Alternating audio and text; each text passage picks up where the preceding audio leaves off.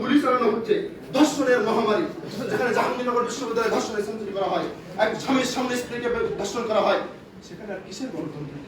আপনার ফাদের মতো একজন বাংলাদেশের সর্বোচ্চ বিদ্যাপীঠের ছাত্রকে রাতের আধারে মেরে ফেলা হচ্ছে। আজকে বাংলাদেশকে দুই ভাগ করে দেওয়া হয়েছে, মুক্তিযোদ্ধা রাজাকার, আর বাংলাদেশে বর্তমানে মুক্তিযোদ্ধারা হয়ে গেছে রাজাকার, রাজাকাররা হয়ে গেছে মুক্তিযুদ্ধ। তাই আমি বলতে চাই, আজকে এক নুরুল হক, নুরুল ডাকে সারা বাংলাদেশ ঐক্যবদ্ধ হচ্ছে। আমরা নুরুল দিনের কথা মনে পড়ে যায়, কবিতাটা পড়েছিলাম, সেখানে নুরুল দিন নামে আমরা একজনের ব্যক্তির নাম শুনেছিলাম। আমি মনে করি সেই নুরুল দিন আজকে ডাক দিচ্ছে, সেই নুরুল দিন হচ্ছে আমাদের সামনে বসা নুরুল হক। সুতরাং কথা পরিষ্কার, আমরা 52 ইতিহাস, আমরা 66 ইতিহাস, আমরা 62 ইতিহাস, আমরা 69 ইতিহাস, আমরা 71 ইতিহাস, 90 ইতিহাস। আমরা ভাসানীর সৈনিক, আমরা ভাসানীর হাতিয়ার, আমরা বঙ্গবন্ধুর হাতিয়ার, আমরা ছেলে বাংলার হাতিয়ার, আমরা হোসেন শহীদ সোহরাওয়ার্দীর হাতিয়ার। এদেরকে যদি থামাতে চাই, গুলি করো, গুম করো, খুন করো, থামানো যাবে না। এই প্রতিরোধ তোমাদের এখনই করতে হবে, সুষ্ঠু ভোট এবং জনতার বিরোধিতার মাধ্যমে। তোমরা চলে যাও, বাংলাদেশ ভালো থাকুক, সবাই সুস্থ থাকবেন, ভালো থাকবেন। ধন্যবাদ জানাকে। পর্যায়ে বক্তব্য উপস্থাপন করবেন তাহমিনা পারভিন, তার বিষয় মুক্তিযুদ্ধের চেতনা বর্তমান বাংলাদেশ, শিক্ষা প্রতিষ্ঠান ইসলামী বিশ্ববিদ্যালয়। পরবর্তী প্রতিযোগী নুসরাত জামান কিয়া, ইডেন মহিলা কলেজ, তিনি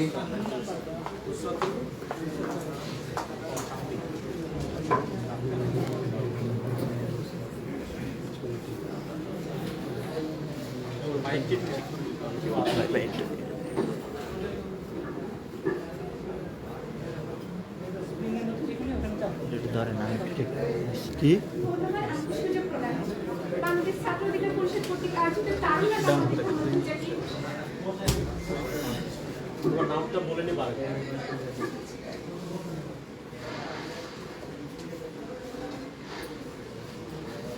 আমি তাহমিনা পারভিন, বাংলাদেশ ছাত্র অধিকার পরিষদ কর্তৃক আয়োজিত তারুণ্য বাংলাদেশ 2021 শীর্ষ বক্তৃতা প্রতিযোগিতায় আমার সামনে উপস্থিত সম্মানিত বিচারক মণ্ডলী, নেতৃবৃন্দ এবং সকলকে আমার আন্তরিক সালাম এবং শুভেচ্ছা। আমার বক্তব্যের নির্বাচিত বিষয় হচ্ছে মুক্তিযুদ্ধের চেতনা এবং বর্তমান বাংলাদেশ। পাকিস্তান স্বৈরাচারী সরকার 23 বছরের স্বাধীনতা প্রশাসনের পর জনগণের আন্দোলনে বাধ্য হয়ে 1970 সালে স্বাধীন স্পিকারটা একটু বাড়াই দে, সাউন্ড আর একটু ফোনটা একটু ধরেন, ফালাই দেবেন, একটু ধরেন। পাকিস্তানের শাসনতন্ত্র প্রণয়ন করা হবে, ফলে আওয়ামী লীগ নিরঙ্কুশ সংখ্যাগরিষ্ঠতা অর্জন করে। কিন্তু স্বৈরাচারী পাকিস্তানি সরকার শান্তিপূর্ণভাবে ক্ষমতা হস্তান্তর না করে 1971 সালে যুদ্ধের পরিস্থিতি তৈরি হয়।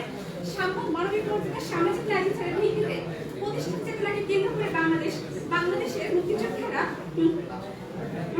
মুক্তিযোদ্ধাকে ধারণ করে 1971 সালে 30 লক্ষ শহীদ এবং 2 লক্ষ মা-বোনের সংগ্রামের বিনিময়ে বাংলাদেশের লাখ সবুজের পতাকা বিজয় অর্জন করেছিল। সর্বোপরি দেশের মঙ্গলা, পৃথিবীর উন্নয়ন, প্রগতিশীল জনগণের মৌলিক অধিকার, মানবাধিকার এবং গণতান্ত্রিক 30 সেকেন্ড একটু ধরেন না। নুরু ভাই, বর্তমানে গণতন্ত্র ঝুঁকির মুখে, ভোটাধিকার হরণ করে মানুষের রাজনৈতিক অধিকারকে হরণ করা হয়েছে। সংবিধানের ৫০ সংশোধনীর মাধ্যমে তত্ত্বাবধায়ক সরকার ব্যবস্থা বাতিল করা হয়েছে এবং নির্বাচন কমিশনকে দলীয়করণ করে একটি প্রহসনী নির্বাচনে পরিণত করা হয়েছে। যুক্তরাষ্ট্রভিত্তিক গবেষণা প্রতিষ্ঠান ইকোনমিক্স অন ইন্টেলিজেন্স একটি প্রতিবেদন প্রকাশ করে, যেখানে গণতান্ত্রিক কিংবা ত্রুটিপূর্ণ গণতান্ত্রিক দেশের তালিকায় বাংলাদেশের নাম নেই। কারণ নির্বাচনে অনিয়মের ঘটনা ঘটে এবং বিরোধী দলের উপর চাপ সৃষ্টি করে এবং মিডিয়া এবং সংবাদ প্রতিষ্ঠানের চাপে থাকে। 2014 সালের 5 জানুয়ারি নির্বাচনে 153টি আসনে সম্পূর্ণ বিনা প্রতিদ্বন্দ্বিতায় অগণতান্ত্রিকভাবে সরকার ব্যবস্থা প্রতিষ্ঠিত হয়। পৃথিবীর অনেক দেশে নির্বাচনে অনিয়ম এবং কারচুপির ঘটনা ঘটলেও তাও আগের রাতে ব্যালট বাক্স ভর্তি করে নির্বাচনে জয়লাভ করার মতো ঘটনা সারা পৃথিবীতে নয়। বাংলাদেশ 30 ডিসেম্বর 2008 সালে নির্বাচনে অনন্য অনুযায়ী স্থাপন করেছে। তো সংবিধানে সকল নাগরিকের সমান অধিকার নিশ্চিত করা হলো। বর্তমানে বাংলাদেশ বড় স্বপ্ন নিয়ে বাংলাদেশ স্বাধীন হয়েছিল, সেই স্বাধীনতার 49 বছর পরে বাংলাদেশ 35% মানুষ দারিদ্র সীমার নিচে বসবাস করে। বর্তমানে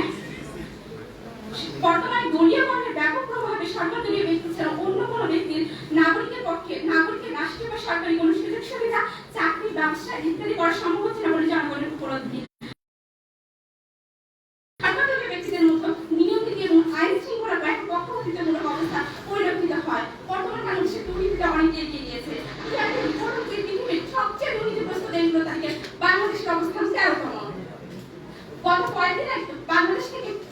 বছর প্রায় লক্ষাধিক কোটি টাকা পাচার হয়ে যায়। যমুনা টেলিভিশনে একটি প্রতিবেদনে উঠে এসেছে বাংলাদেশ ব্যাংক থেকে গত 5 বছরে 1,62,000 কোটি টাকা পাচার হয়ে গেছে এবং টিআইবি চালিয়ে 6টি পদের সাথে বাড়ানো সম্ভব হতো। টিআইবি রিপোর্ট হচ্ছে গত 7 বছরে পাচার হয়েছে 4.5 লক্ষ কোটি টাকা। এই টাকা কোথায় পাচার হয়, কিভাবে পাচার হয়, কারা পাচার করে তা আমাদের কাছে খুবই স্পষ্ট। এই টাকা সুইজারল্যান্ডে জমা হয়, কারণ মালয়েশিয়ার সেকেন্ড হোম তৈরি হয় এবং কানাডার বেগুন করা তৈরি হয়। টাকা পয়সা বিশ্বের শীর্ষ 30 দেশের মধ্যে বাংলাদেশের অবস্থান। শীর্ষ 30 দেশের মধ্যে বাংলাদেশের নাম হয়েছে এবং দক্ষিণ এশিয়ার ভারতের পরে বাংলাদেশের অবস্থান। বাংলাদেশের সর্বোপরি বিচার বুদ্ধি এবং বাকস্বাধীনতার কথা নিশ্চিত করা হলে বর্তমানে বাংলাদেশের বাকস্বাধীনতা হুমকির মুখে। সরকার বিরোধী দলের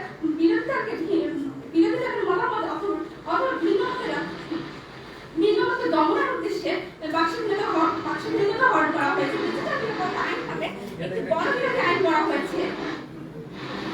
জনগণের দুর্নীতি, অপরাজনীতি এবং অপরাজনীতি কথা বলে তাকে ডিজিটাল নিরাপত্তা আইনের মাধ্যমে ফাঁসানো হয় এবং সাংবাদিক কাজল আলোচিত শহীদুল ইসলাম তার বক্তব্য বর্তমানে মুক্তিযুদ্ধের চেতনার অন্যতম বিষয় আমরা একটু ধরেন তো, আমি মাইকটা ঠিক করে দিই। মেজরকে গুলি করে হত্যা করা হয়, সেখানে সাধারণ মানুষের ন্যায় বিচার এবং নিরাপত্তা কোথায় থাকে তা সহজেই অনুমান করা যায়। বিচার বিভাগের প্রতি মানুষের আস্থা হারিয়ে গেছে। বর্তমান বিচার হয় তাতে বিচারের ভান করা হয় সেই সমস্ত ক্ষেত্রে বর্তমানে যা ফেসবুকে ভাইরাল হয় চাঞ্চল্য তৈরি করে। সাধারণ মানুষের ক্ষেত্রে বিচারের খুব একটা সুযোগ থাকে না। বর্তমানে আইন এবং বিচার পুরোটাই হয় সরকারের মর্জি মতো। সরকার চাইলে নুসরাত হত্যার বিচার দ্রুতই শেষ হয়। সরকার চাইলে সাগরনী হত্যা মামলার তদন্ত প্রতিবেদন সত্তরতম বারের মধ্যে পেছায়। সরকার চাইলে বিশ্বজিৎ হত্যা মামলার নিম্ন আদালতে মৃত্যুদণ্ডপ্রাপ্ত 6 জন আসামি উচ্চ আদালতে খালাস পায়। বাংলাদেশের বিচার কর্মকর্তা হত্যাকাণ্ড একটি অন্যতম আলোচ্য বিষয়। 2017 সালে 142 জন, 2018 সালে 421 জন, 2019 সালে 257 জন প্রস্তাবের মাধ্যমে হত্যা করা হয়েছে। মানবাধিকার সংগঠন আইন এবং সালিশিরা জানিয়েছে 2014 সাল থেকে 2016 সাল 205 জন, 2017 সালে 15 জন, 18 সালে 17 জন, 19 সালে 8 জন আইন শৃঙ্খলা রক্ষাকারী বাহিনীর হেফাজতে মৃত্যুবরণ করেছে। যা সরকার এই বিচার বহির্ভূত হত্যাকাণ্ডের মাধ্যমে একটি ভয়ের পরিবেশ সৃষ্টি করে রাখতে চায়, যাতে সাধারণ মানুষের সাথে দাবি দেওয়া নিয়ে কথা বলতে পারে না। বর্তমান বাংলাদেশের কূটনৈতিক ক্ষেত্রে চরম ব্যর্থতার পরিচয় দিচ্ছে। ফ্রান্সের চুক্তিতে দেশের সাথে বিধি যেখানে আমরা ভারতকে আহ্বান করছি, সেখানে বিনিময়ে আমরা তাদের কাছ থেকে কোনো সুবিধা আদায় করতে পারছি না। তিস্তা চুক্তির মাধ্যমে ভারত সরকার আমাদের নাকের ডগায় মুড়া ঝুলিয়ে রেখেছে। ভরা মৌসুমে আমাদের ডুবিয়ে মারে এবং ভরা মৌসুমে আমাদের পুড়িয়ে মারে। উত্তরবঙ্গে পানি আমাদের কোনো চারিপাশ হয় না, সেখানে ঢাকা মরুভূমি বিরাজ করে। তিস্তা চুক্তির কথা মনে হলে আমাদের বাংলা সিনেমার একটা লাইন মনে পড়ে। এখানে জোসনা মেয়ে কথা দিয়েছে, আসি বলে জোসনা ফাঁকি দিয়েছে। বাংলাদেশে গেলেন শেখ হাসিনা সরকার ভারতে গেলেন, দেখলেন জয় করলেন, কিন্তু তিস্তার পানি দেবেন করে আর দিলেন না। রোহিঙ্গা সংকট বর্তমানে কূটনৈতিক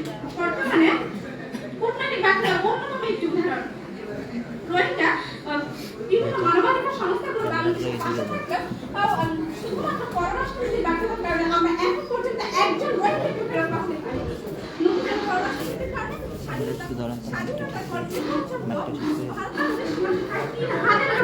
মানুষকে হত্যা করা হয়েছে। প্রতিবন্ধকতায় বেগম রোগের একটি কথাই মনে হয়, সর্বস্ব কথা ঔষধ দিব কোথা। স্বাধীনতা 49 বছর পরেও কি আমরা এমন বাংলাদেশ পেয়েছিলাম?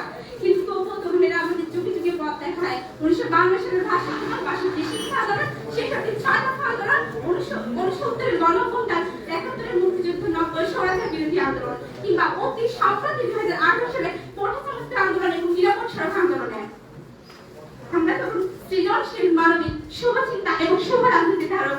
আমাদের হাত দিয়ে বিনির্মাণ হোক নতুন বাংলাদেশ। জয় হোক তারুণ্য, জয় হোক লাল সবুজের পতাকা। ধন্যবাদ সবাইকে। ধন্যবাদ তাহমিনা পারভীনকে। এরপরে বক্তব্য উপস্থাপন করবেন নুসরাত জাহান কেয়া। তার বিষয় বাংলাদেশের উন্নয়নে নারীর ভূমিকা, শিক্ষা প্রতিষ্ঠান নিজের মহিলা কলেজ। পরবর্তীতে প্রস্তুত থাকবেন সৈয়দ আকরাম হোসেন। হাত ভেঙে দেবো।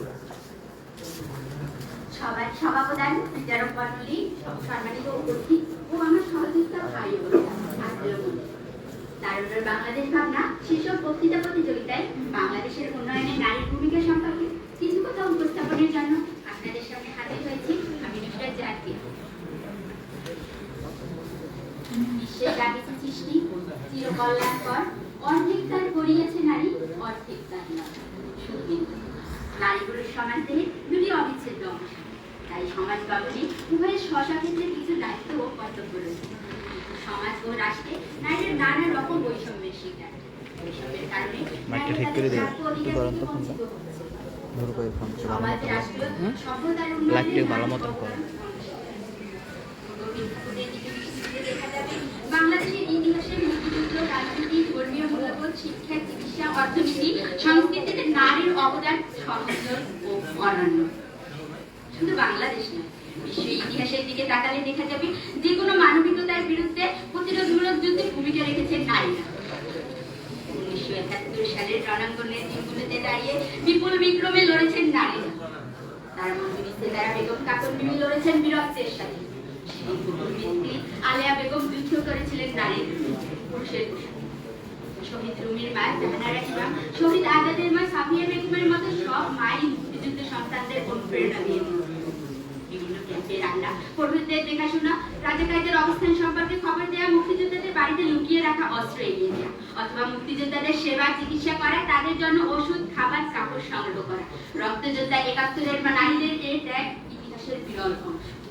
কিন্তু মাননীয় মহোদয়, এদেশে নারী মুক্তিযোদ্ধাদের পরিচয় তেমন ভাবে আজও আলোচিত হয়নি। যে কারণে গানবোর গ্রেনেড মেরে পাকিস্তানিদের উড়িয়ে দেওয়া বিহিকা বা শিশির কণা যুদ্ধ পরবর্তীকালে যথাযোগ্য বীরের মহিমায় অভিষিক্ত হয়নি। তাদের লড়াইয়ে যদি সামাজিক লাঞ্ছনা, এমনকি সমাজে তাদের গ্রহণ করতে পারেনি। একাত্তরের জননী গ্রন্থের লেখক রমা চৌধুরী পাকিস্তানি সেনাবাহিনীদের হাতে নির্যাতিত হলে অন্য নারীদের মতো এই নারীর জীবনের রাজনীতি হলো যুদ্ধের পর স্বামীকে তার এসব নারীর ত্যাগের বিনিময়ে এদেশ পেয়েছিল স্বাধীনতা। মাননীয় মহোদয়, যে সমাজে নারীরা সঠিকভাবে মূল্যায়িত হবে না, সে সমাজে স্বাধীনতা ব্যর্থতায় পরিণত হবে। একজন নারী, একজন মা, আমি এই মায়ের কাছ থেকে সন্তান মূল্যবোধ, নৈতিকতা শিক্ষা পাই। ইসলাম নারীদের শিক্ষার অধিকার দিয়েছে। অতএব মেধাবী নারীদের প্রত্যাশা করে না রেখে তাদের স্বাধীনভাবে নিরাপদে চলাফেরা ও শিক্ষা দীক্ষার সুযোগ করে দিতে হবে। এজন্য আমাদের দৃষ্টিভঙ্গি পাল্টাতে হবে। নারীরা বিভিন্ন ক্ষেত্রে কৃতিত্ব দেখেছেন। শিক্ষা সাহিত্য ক্ষেত্রে সুফিয়া কামাল, সেলিনা হোসেন, বেগম রোকেয়া, জাহানারা ইমাম প্রভৃতির অবদান অনস্বীকার্য। বাধা বিপত্তি সত্ত্বেও নারীরা উন্মুক্ত চিকিৎসা সেবায় অবদান রেখেছে। ডাক্তার, বেসরকারি সংস্থাগুলোতে নারী স্বাস্থ্যকর্মীর ভূমিকা অবদান অনস্বীকার্য। ২০ শতাব্দীর শেষার্ধে পুরোপুরি নারীর দান সফলতা। এখনো সমাজ রাষ্ট্রে নারীরাই বঞ্চিত।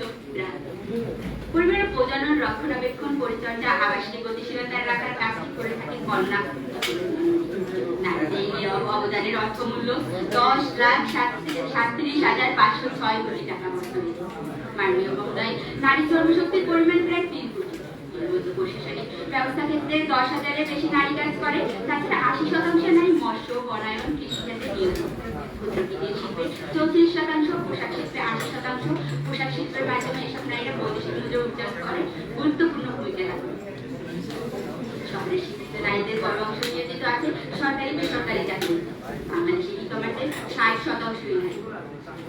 তাছাড়া জাতীয় অর্থনীতিতে নারীর সরকারি যে শ্রম ও উদ্যোগ রয়েছে, তার জন্য পোশাক শ্রমিক ও উদ্যোগে নারী উদ্যোক্তাদের অভিনন্দিত করা হচ্ছে। সাংস্কৃতিক মাধ্যমে যেমন কৃষিকাজ, গৃহকাজ ইত্যাদি স্বীকৃতি প্রদান ও প্রতিদান করে। সব কাজে যদি মূল্য না থাকে, তবে মাননীয় মহোদয়, গৃহবধূকে আমরা কেন টাকা দিচ্ছি? এই নারীদের সম্মিলিত কাজের অর্থমূল্যকে একত্রিত করা হলে তার পরিমাণ দাঁড়ায় ৭৯.৮ বিলিয়ন ডলার। শব্দের প্রতিফলন পরিবার, রাষ্ট্র, সমাজ আসতে আর কত দেরি?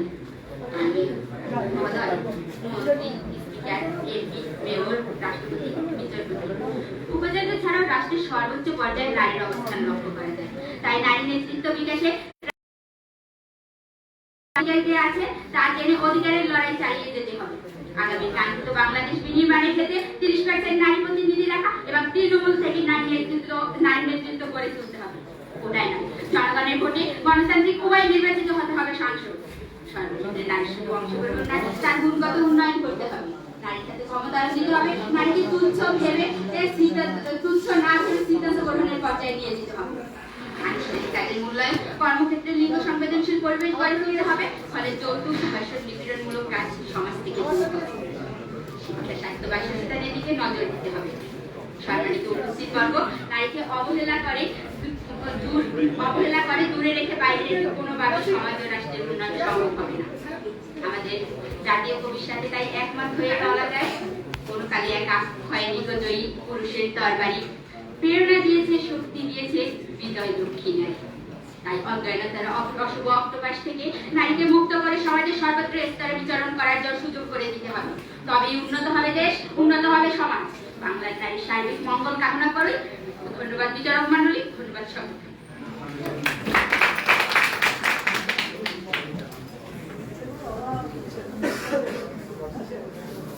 ধন্যবাদ দর্শক জানকে একে পর্যায়ে বক্তব্য উত্থাপন করবেন সৈয়দ আকরাম হোসেন। তার বিষয় হচ্ছে নাগরিক অধিকার ও আইনের শাসন, চট্টগ্রাম কলেজ। পরবর্তী প্রতিযোগী আশরাফা, তিনি প্রস্তুত থাকবেন। ধন্যবাদ। বাংলাদেশ ছাত্র অধিকার পরিষদ আয়োজিত তারুণ্যের দেশ ভাবনা উন্মুক্ত বক্তৃতা প্রতিযোগিতায় এ পর্যায়ে বক্তৃতার বিষয়ে নাগরিক অধিকার ও আইনের শাসন। আমরা বাংলাদেশের নাগরিক, আমাদের দেশের জন্য যেমন কিছু কর্তব্য রয়েছে তেমন আমাদেরও ঠিক কিছু অধিকার আছে। 1972 সালে সংবিধান রচিত হওয়ার সময় আমাদের জন্য 18টি অধিকার বাস্তবায়ন করার কথা বলা হয়েছে, যার মধ্যে কিছু উল্লেখযোগ্য হলো আইনের সমতা, সরকারি নিয়োগ লাভের সমতা, জীবন ও ব্যক্তির স্বাধীনতা লাভের অধিকার, চলাফেরা, সমাবেশ, সংগঠন, শিক্ষা ও বিবেকের স্বাধীনতা ইত্যাদি। এ সকল অধিকার এখন আমরা পাচ্ছি না বললেই চলে। এ সকল অধিকার এখন আমাদের থেকে হরণ করা হচ্ছে। যদি এসব অধিকার আজ বলবৎ থাকতো তাহলে বিশ্বজিৎ হত্যা হতো না, গরম পানিতে শত শত আলেমের হত্যা হতো না, আমার মা বোনদের ধর্ষণ হতে হতো না। আজ একটি কথা অনেক দুঃখ করে বলতে হচ্ছে, আমি বাংলাদেশের নাগরিক, তবে আমি মত প্রকাশে ভয় পাই। আমার বোনেরা রাস্তায় একা চলতে ভয় পায়। আজ আমি সত্যিই লজ্জিত। আজ আমাদের ভোটাধিকার হরণ করা হচ্ছে। আমরা কেন্দ্রের গেট পর্যন্ত গিয়ে ফিরে আসছি। ভোট চুরি করে অবৈধ সরকার বসে আছে তার চেয়ারে। দেশটা কারো বাবার না। এই দেশের জন্য আমার পরিবার অনেক ত্যাগ স্বীকার করেছে। আজ তরুণ প্রজন্মকে দমিয়ে রাখার চেষ্টা করা হচ্ছে। আমরা আমাদের অধিকারের কথা বলতে পারছি না। আমাদের মুখ সেলাই করে দেওয়া হয়েছে। আমরা রাজপথে নামলে আমাদের উপর হচ্ছে লাঠিচার্জ, ছোড়া হচ্ছে রাবার বুলেট, অথবা গরম পানি দিয়ে পুড়িয়ে ফেলা হচ্ছে আমাদের শরীর। দেশে মানবাধিকার পরিস্থিতি ভয়াবহ। প্রতিদিন একজনের বেশি মানুষ বিচার বহির্ভূত হত্যাকাণ্ডের শিকার হচ্ছে। মাদক, জঙ্গিবাদ ও ভিন্নমত দমনের নামে 16 বছরে 2393 জন বিচার বহির্ভূত হত্যাকাণ্ডের শিকার হয়। নাগরিক অধিকার দূরে থাক, আমাদের অর্থনীতি পাচার হচ্ছে বিদেশে। আমাদের ট্যাক্সের হিসাব মেলে না কখনোই। ধরি হাসপাতালে 37 লাখ টাকার পর্দা অথবা স্বপ্নের পর্দা সেতু। ভারতের সাথে আমাদের এত ভাইচারা হয়ে গেছে যে আমরা আমাদের বন্দর তাদেরকে ফ্রিতে ব্যবহার করতে দিচ্ছি। বর্তমান সরকার আর দুর্নীতি যেন একই ঘাটের মাঝি। দুদক নামের দুর্নীতি দমন কমিশন এখন সরকারের প্লেট চাটতে ব্যস্ত। বাজার হয়ে যাওয়া অর্থের কোনো খবর নেই, আর দুর্নীতি দমন কমিশন ঘাটের তলে তেলের খনি খুঁজে বেড়ায়। মুক্তিযোদ্ধা ভাতা, প্রবীণ ভাতা, এই ভাতা ওই ভাতার নামে 50 বছর ধরে অর্থ দিতে যাচ্ছে সরকার, তবে গরিব মানুষের পেটের চাল হচ্ছে না।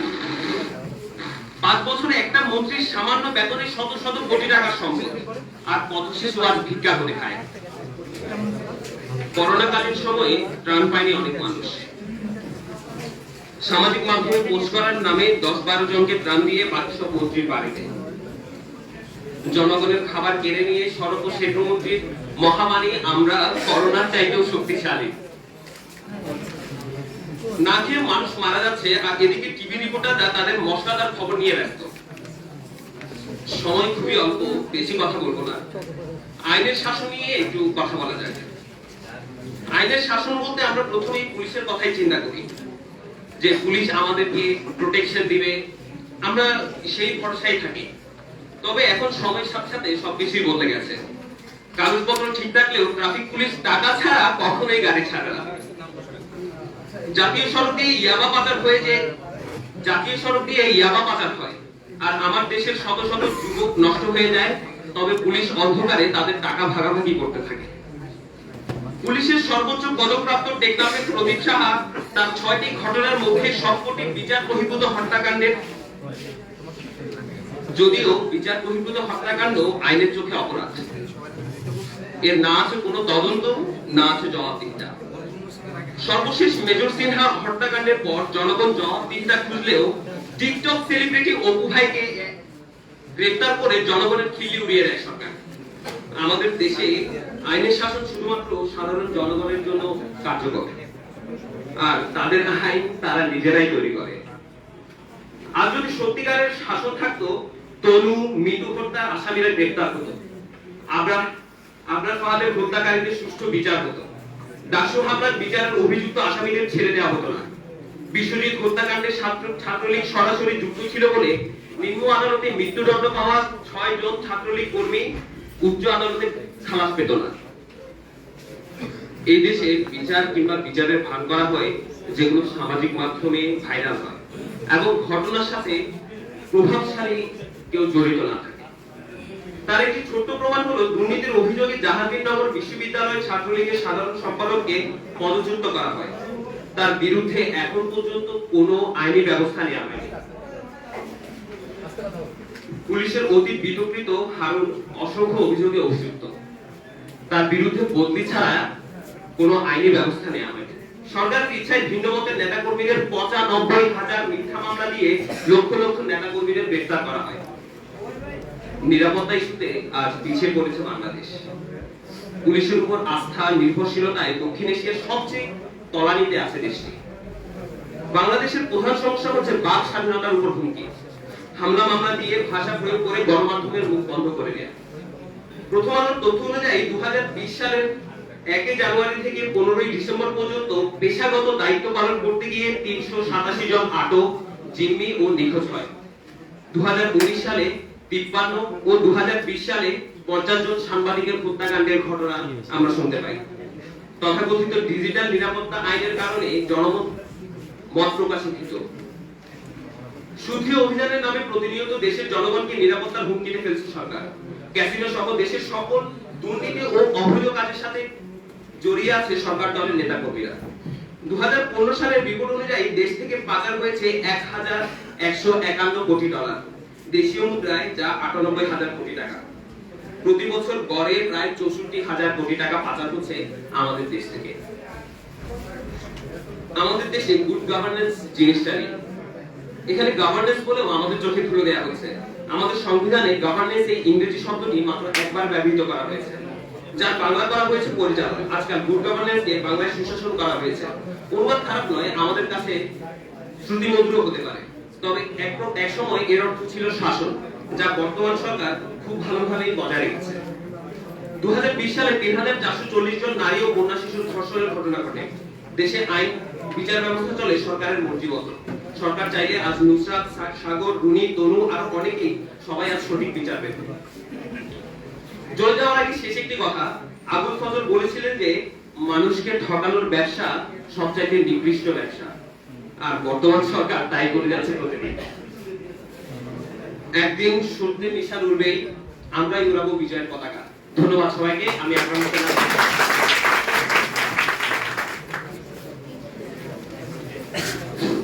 আমরা অত্যন্ত আনন্দিত আমাদের মাঝে উপস্থিত হয়েছেন ইতিমধ্যে দুজন অতিথি, আমাদের সকলের প্রিয় মুখ ডক্টর আসিফ নজরুল স্যার, অধ্যাপক ঢাকা বিশ্ববিদ্যালয়, এবং উপস্থিত হয়েছেন ব্যারিস্টার শিহাবুদ্দিন, সিনেট সদস্য, জাহাঙ্গীরনগর বিশ্ববিদ্যালয়, আইনজীবী, বাংলাদেশ সুপ্রিম কোর্ট। পর্যায়ে বক্তব্য উপস্থাপন করবেন আশরেফা, তার বিষয়ে ছাত্র রাজনীতির বাস্তবতা, শিক্ষা প্রতিষ্ঠান, ঢাকা বিশ্ববিদ্যালয়। পরবর্তী উপস্থিতি সাইফুল ইসলাম খান, তিনি প্রস্তুত থাকবেন।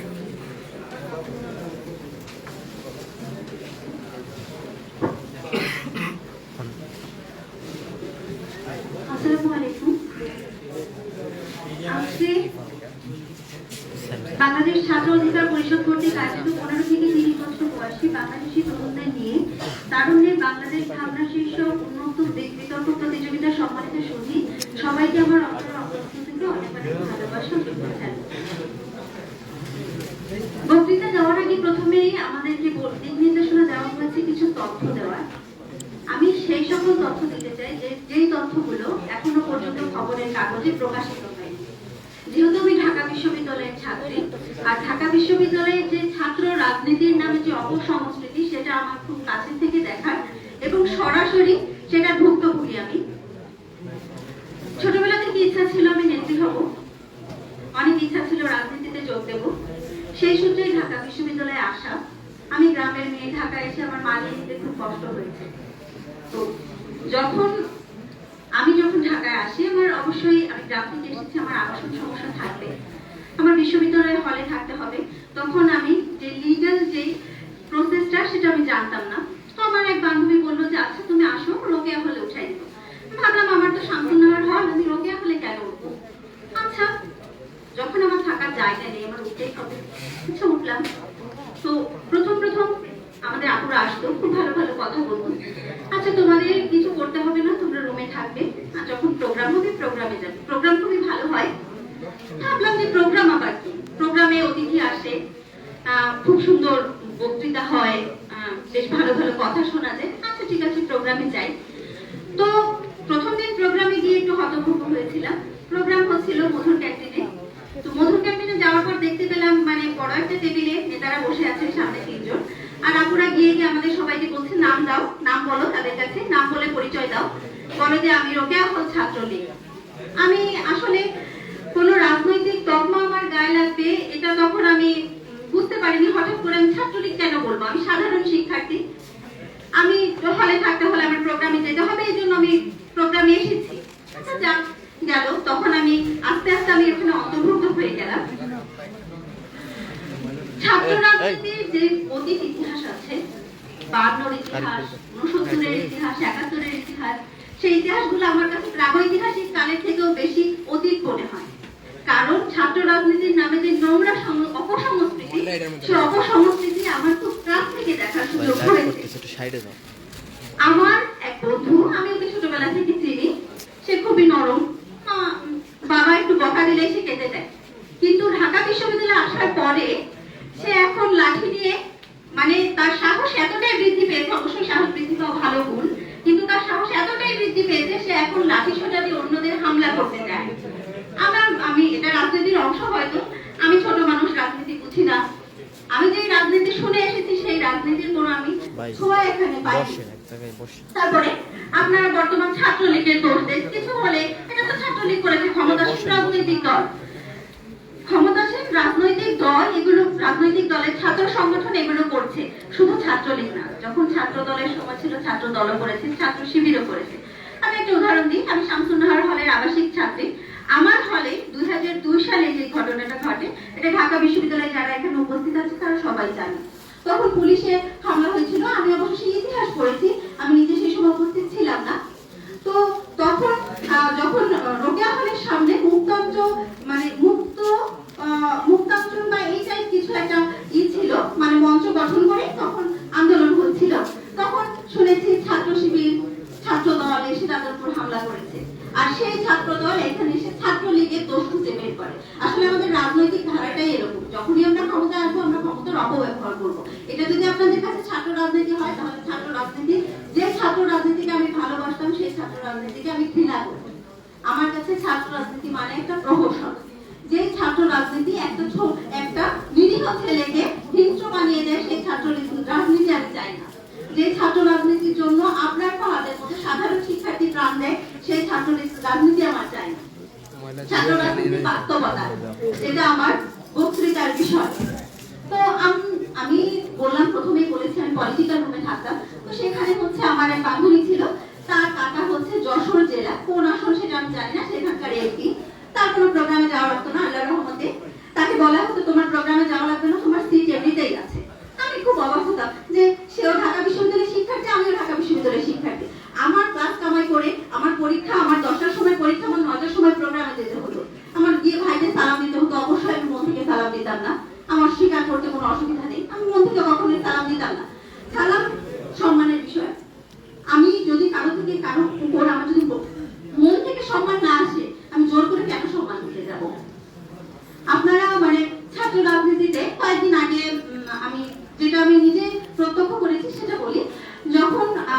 কলেজ অধিভুক্তি বাতিলের আন্দোলন হচ্ছিল, তখন হচ্ছে আমি সমাজবিজ্ঞান ভবনের সামনে ছিলাম। তো তখন আমরা কয়েকজন মিলে বেঞ্চ দিয়ে আটকে রেখেছি দরজা। আমাদের কয়েকজন শিক্ষকরা আসছিলেন, দরজা খুলে দাও, আমাদের রুমে কাজ আছে, প্রশাসনিক কাজ আছে। আমরা বললাম স্যার না, আমাদের তো বন্ধ, সব প্রশাসনিক কাজ বন্ধ, আপনাদের আমরা এখানে ঢুকতে দিতে পারি না, আমাদের আন্দোলনের অংশ। তো তখন আমাদের জামাল স্যারকে সবাই চেনে, সমাজ বিজ্ঞান বিভাগের শিক্ষক। তো উনি এসে আমাদের হঠাৎই রাজাকার বললেন। কেন রাজাকার বলেছেন এটা আমি জানি না, কারণ যখন মুক্তিযুদ্ধ হয় তখন আমার বাবারই জন্ম হয়নি। আমি কোন হিসাবে রাজাকার সেটা স্যার খুব ভালো জানে, উনি শিক্ষক, অবশ্যই ওনার জ্ঞান আমার থেকে অনেক ভালো। কিন্তু উনি হয়তো মানে আমাকে দেখে হয়তো তার মনে হয়েছে যে আমি রাজাকারের বংশধর বা এটা কিছু হতে পারে। আচ্ছা, বাংলাদেশে এখন সরকার বিরোধী কোনো কথা বললে রাজাকার, মাঝে মাঝে ফুড পান্ডার ডেলিভারি আসে, আমার হয়তো ফুড পান্ডার ডেলিভারি আসবে, আর সেটা আমার পেটে সইলেও পিঠে সইবে কিনা সেটা নিয়ে আমার সন্দেহ আছে। তারপরে আসি 2007 সালে, যখন তত্ত্বাবধায়ক সরকারের শাসনামল চলে, তখন হচ্ছে আমাদের বিশ্ববিদ্যালয় শিক্ষাটা, আমি একটু সময় চেয়ে দিচ্ছি, একটুখানি কনসিডার করেন একটু, মানে আমার প্রতিযোগিতা করার কোনো ইচ্ছা ছিল না, কিন্তু আমি যেগুলো আমি প্রত্যক্ষ করেছি সেগুলো বলার মতো একটা প্ল্যাটফর্ম আমি চাচ্ছিলাম। তো আজকে যখন বলতে যে বলার একটা সুযোগ আমি পেয়েছি সেটা বলি। ফেসবুক কলে আমি পোস্ট করলাম, সেটা মাত্র কয়জন দেখতে পারবে বলেন। আচ্ছা, এরপরে আসি হচ্ছে আমাদের আবরার পাহাড়ে যখন হয় হত্যাকাণ্ডই বলতে হয়, তাদের মানে পরবর্তীতে যখন আসে বিবৃতি আসে তাদের দল থেকে, তখন বলা হয় যে না, ব্যক্তির দায় সংগঠন নেবে না, ব্যক্তির দায় সংগঠন নেবে না, কিন্তু যে সংগঠনের 99% কর্মী এরকম অপকর্মের সাথে জড়িত, তাহলে তারা যদি সেই সকল 99% যে কর্মী তাদের যদি দায়বদ্ধতা যদি তাদের না থাকে, তাহলে সাংগঠনিক দায়বদ্ধতা তাদের কোথায়? এটা আমার সর্বজ্ঞানে আমার আসে না মাথায়। এরপরে আমি আসি হচ্ছে ধর্ষণ বিরোধী আন্দোলনে। একটু ধর্ষণ বিরোধী আন্দোলনে যখন আমি আসছিলাম, রাজুতে প্রোগ্রাম হচ্ছিল ছাত্রলীগের, আমি জানতাম না ছাত্রলীগের প্রোগ্রাম হচ্ছে, এটা আমি জানতাম না। তো যাওয়ার পরে তখন আমাকে বলা হয়েছিল আপনি এখানে দাঁড়াতে পারবেন না, এটা ছাত্রলীগের প্রোগ্রাম। আমি সেদিন থেকে আমার ছাত্র রাজনীতির উপর আস্থা উঠে গেছে। আসলে আমি যে ছাত্রলীগের মানুষটা বলে আমি ধর্ষণের মতো একটা নির্দিষ্ট অপরাধে আমি বিচার চাইতে পারি না, সেখানে আমার ছাত্র রাজনীতি নিয়ে কথা বলার কোনো ইচ্ছা নেই। ধন্যবাদ সবাইকে। এরপর প্রতিযোগী ঢাকা বিশ্ববিদ্যালয়ের প্রতিযোগী সাইফুল ইসলাম খান, তার বিষয়ে উচ্চশিক্ষা ও বেকারত্ব।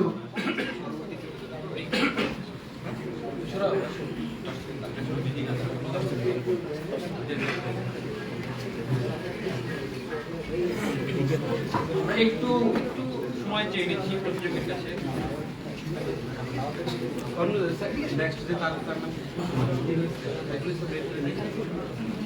প্রতিযোগীকে একটু সময় চেয়ে নিচ্ছি প্রতিযোগী।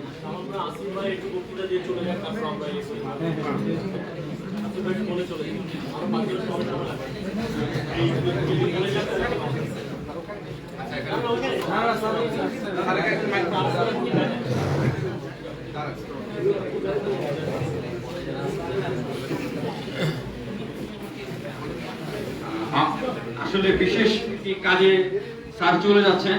স্যার আমাদের আজকে একটু ব্যাখ্যা করি। আসলে আমার বিভাগের একটা মিটিং আছে, যেটা সবাই খেয়াল করে তোমাদের সাথে খুবই ভালো লাগে। আমি নূর, রাশেদ, ফারুক, তারপর আক্তার খুবই ভালোবাসি, কারণ আমার কাছে মনে হয়েছে যে আমি ভূমিকা খেলা শুরু করি।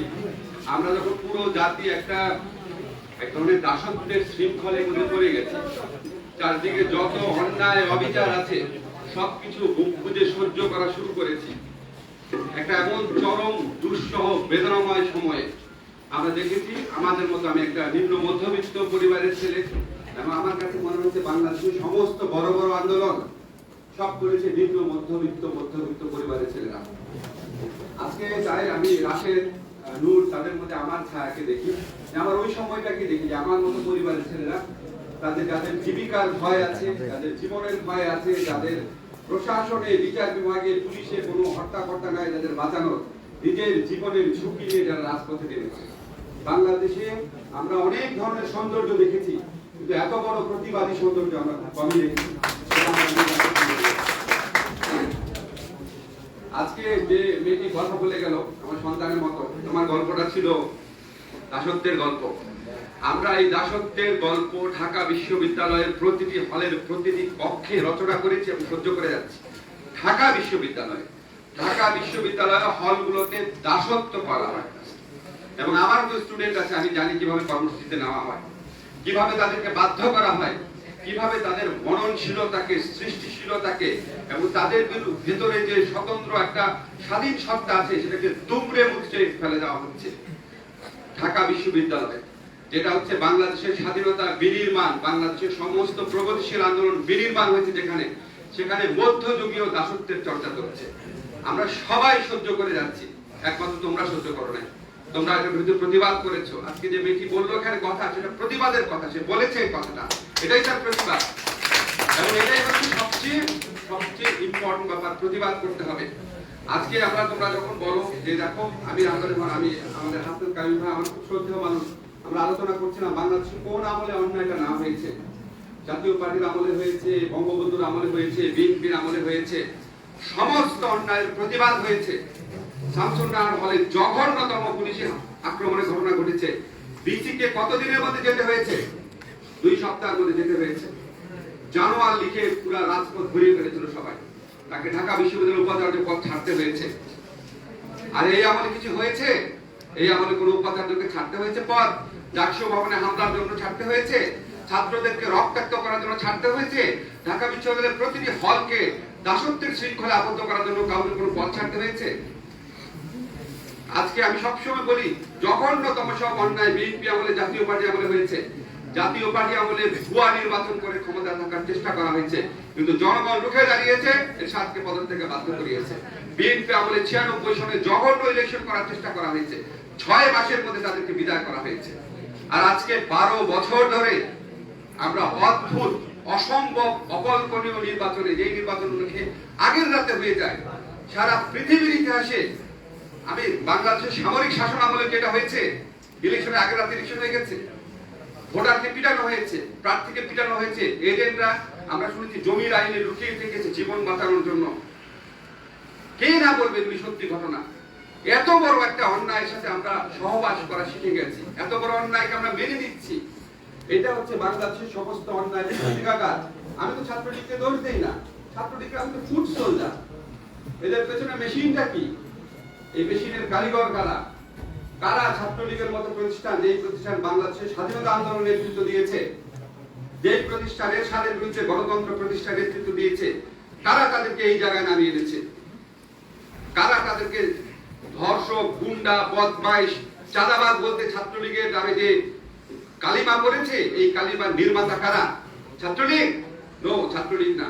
যারা ছাত্রলীগকে ব্যবহার করে, যারা এই সমস্ত নৈশ নির্বাচনের কুশীলব, যাদের আমরা চেহারা দেখি না, যাদের আমরা নাম শুনি না, যাদের সাথে ছবি দিয়ে আমরা ফেসবুকে অনেকে ধন্য হই, আশ্চর্য একটা অজ্ঞানতার সময় আমরা বসবাস করছি। এবং এখানে সবচেয়ে বড় যে ওয়েপনটা ইউজ করা হয়, আমাদের কায়ুম ভাই বলছিল, অপ্রয়োজনীয় জিনিসকে প্রয়োজনীয় করে তোলা হয়, বলে সে রাজাকার। আমি কালকে জো বাইডেনের ভাষণ দেখলাম, তারা ইতিহাসের দিকে ফিরে তাকায় শক্তি অর্জনের জন্য, ঐক্য অর্জনের জন্য, আর আমরা ইতিহাসকে টেনে আনি বিভক্ত করার জন্য। 71 এই দেশে রাজাকার আলবদর ছিল হয়তো 1-2% মানুষ, সেই অশুভ শক্তিকে আমরা আজকে সংখ্যাগরিষ্ঠ শক্তি বানিয়ে ফেলেছি, সবাই রাজাকার। কত বড় অশ্রদ্ধা! যখন একটা স্বাধীন দেশ স্বাধীন হওয়ার 50 বছর পর বলা হয় মুক্তিযুদ্ধের পক্ষ শক্তি বিপক্ষ শক্তি, তার মানে by saying that you are recognizing যে এই দেশে একটা মুক্তিযুদ্ধের বিপক্ষ শক্তি আছে এবং তার কাছে মাঝে মাঝে আমরা ইলেকশন হারি, এবং তার সাথে জিতার জন্য আমাকে নৈশ ভোট করতে হয়, এবং তাকে দমন করার জন্য আমাকে 1 লক্ষ মামলা দিতে হয়। সে এত জনপ্রিয়, তাহলে কত বড় অপমান করা হচ্ছে মুক্তিযুদ্ধের চেতনা। আমি তোমাদের একটা কথা বলতে আসছি, আমাদের মুক্তিযুদ্ধের চেতনা প্লেইনলি লেখা আছে একটা জায়গাতে, কারো কথা শোনার দরকার নাই। আমাদের যে গণপরিষদের বিতর্ক হয়েছে সেখানে আছে, আমাদের 72 সনের সংবিধানে আছে, এই দুটো জায়গাতে আছে। কারণ গণপরিষদের বিতর্কটা করেছিল মুক্তিযুদ্ধ করে আসা মানুষরা কি দেশকে তারা গড়তে চায়। সেখানে সবচেয়ে স্ট্রংলি, সবচেয়ে বেশি করে এবং আমাদের রাষ্ট্র পরিচালনার মূলনীতি পর্বে আছে, সবচেয়ে স্ট্রংলি বলা হয়েছে এই দেশে সাম্যের কথা বলা হয়েছে। কেউ কারো অধিকার কেড়ে নিবে না, কেউ অনুপার্জিত সম্পত্তি ভোগ করবে না, মানুষ কেউ দুর্নীতি করবে না, সম্পদ মুক্তিগত করবে না, কৃষক শ্রমিকের অধিকার থাকবে। গ্রামের উন্নয়নের কথা বলা আছে, মেহনতি মানুষের উন্নয়নের কথা বলা আছে। এটা হচ্ছে সবচেয়ে বড় চেতনা। আবার আরেকটা সবচেয়ে বড় চেতনা হচ্ছে গণতন্ত্র। আমরা গণতন্ত্র পাইনি দেখে, অর্থাৎ জনগণের ভোটাধিকারকে রেকগনাইজ করে নাই দেখে পাকিস্তান সরকার আমরা দেশ স্বাধীন করেছি। এর চেয়ে বড় সত্য কি আছে? বঙ্গবন্ধুকে যদি সরকার গঠন করতে দিত, বঙ্গবন্ধুকে স্বাধীনতা ঘোষণা করতো? আমরা তো স্বাধীনই হয়েছে জনগণের ভোটাধিকারকে রেসপেক্ট করা হয় না দেখে। যেই দেশ জনগণের ভোটাধিকারকে রক্ষা করা হয়নি বলে স্বাধীন হয়েছে এবং তার কনস্টিটিউশন এটা স্ট্রংলি লিখেছে, সেখানে তো জনগণের ভোটাধিকার হচ্ছে মুক্তিযুদ্ধের চেতনা। জনগণের ভোটাধিকার যারা কেড়ে নেয় তারা মুক্তিযুদ্ধের চেতনার সবচেয়ে বড় শত্রু। যারা বাংলাদেশ ব্যাংক লুট করে, যারা শেয়ার মার্কেট লুট করে, যারা সম্পত্তি পাচার করে, যারা আমাদেরকে আরো বড় বৈষম্যের দিকে ঠেলে দেয়, তারা মুক্তিযুদ্ধের চেতনার সবচেয়ে বড় শত্রু।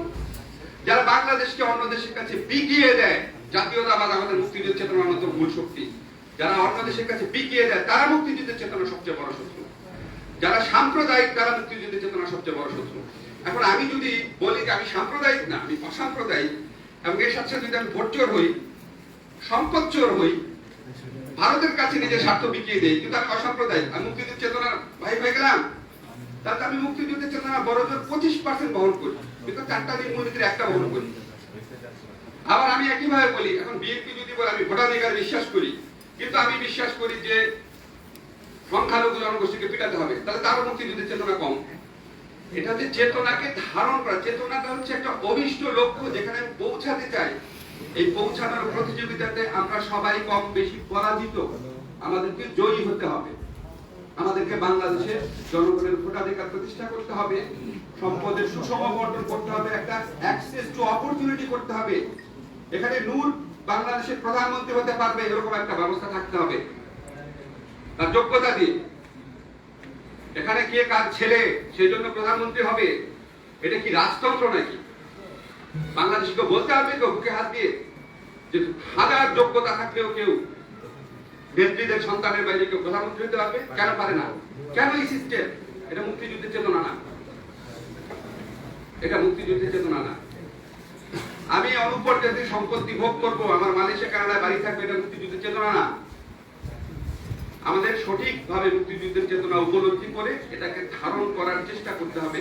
মুক্তিযুদ্ধের চেতনায় আমাদেরকে শক্তিশালী হতে হবে। তোমরাও শব্দটা ব্যবহার করবা, মুক্তিযুদ্ধের সঠিক চেতনা। চেতনা বললো না, সঠিক চেতনা। মুক্তিযুদ্ধের চেতনা আমাদের সবার ঘাটতি আছে, সবার ঘাটতি আছে, নাহলে দেশ এই জায়গায় থাকে না। এই চেতনাকে আমাদের অর্জন করতে হবে। এবং আমরা সবসময় বলি বাংলাদেশ কখনো পরাজিত হয় নাই। আমাদের ইতিহাসে আছে অনেক ঐক্যের উপাদান, আমাদের ইতিহাসে আছে অনেক গৌরবের উপাদান, অনেক শক্তিশালী হওয়া উপাদান। বিভেদের না, বিদ্বেষের না, ঘৃণার না। আমরা বহু 71 শুধু একত্রিত হইনি, আমরা 71 একত্রিত হয়েছি, আমরা 90 সনে একত্রিত হয়েছি, আমরা 96 সনে একত্রিত হয়েছি, আমরা 2008 সনে এই আর্মি ব্যাক কেয়ারটেকার গভর্নমেন্টের বিরুদ্ধে একত্রিত হয়েছি, আমরা কোটা সংস্কার আন্দোলনে একত্রিত হয়েছি, সড়ক আন্দোলনে একত্রিত হয়েছি, ব্যাটের আন্দোলনে একত্রিত হয়েছি।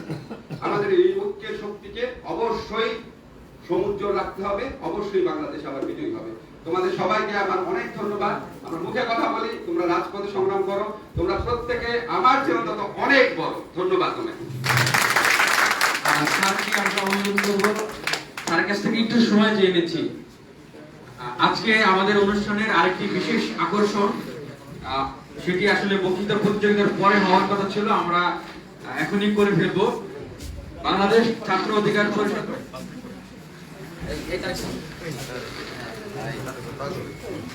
বাংলাদেশ ছাত্র অধিকার পরিষদের উদ্যোগে আমরা একটি ম্যাগাজিন, আজকে ম্যাগাজিনের মোড়ক উন্মোচন অনুষ্ঠানের আয়োজন করেছি। আমাদের ম্যাগাজিনটির নাম হচ্ছে মুক্তি। সেই ম্যাগাজিনের মোড়ক উন্মোচনের জন্য আমরা আমাদের ছাত্র অধিকার পরিষদের আহ্বায়ক মোহাম্মদ রাশেদ খান এবং জাতীয় সভাপতি নুরুল হক নূরকে অনুরোধ করব সকল অতিথিদের কাছে মোড়ক আবিষ্ট ম্যাগাজিনগুলো তুলে দেওয়ার জন্য।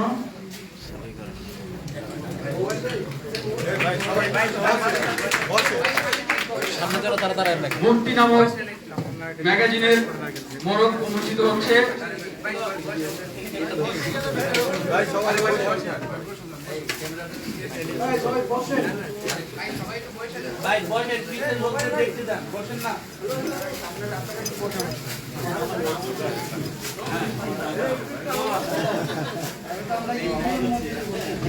বিশ্বাস করি যে ছাত্র রাজনীতির বিকাশের অন্যতম হাতিয়ার হচ্ছে বুদ্ধিভিত্তিক চর্চা এবং অধিকার আদায়ের সংগ্রাম। সেই বুদ্ধিভিত্তিক চর্চা এবং অধিকার আদায়ের সংগ্রামকে বহন করে নিয়ে যাবে আমাদের ছাত্র অধিকার পরিষদের এই ম্যাগাজিন, যার নাম দিয়েছি আমরা মুক্তি। মুক্তির বারো ছড়িয়ে দিবে সারা দেশে, টেকনাফ থেকে তেতুলিয়া, রূপসা থেকে পাথুরিয়া, সকল শ্রেণীর মানুষের মাঝে, এবং কথা বলবে বৈষম্য এবং সকল অন্যায়ের বিরুদ্ধে। আমাদের প্রিয় শিক্ষক রোবায়েত ফেরদৌসের ডাক নাম মুক্তি, এটা বলে আমাদের প্রিয় শিক্ষক রোবায়েত ফেরদৌসের স্যারের নামের সাথে মিলে গেছে।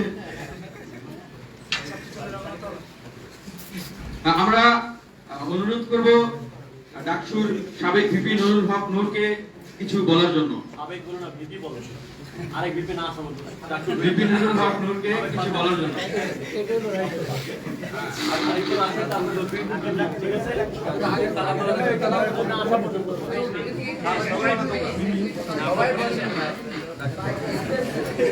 ভাই বসা যাবে এখানে।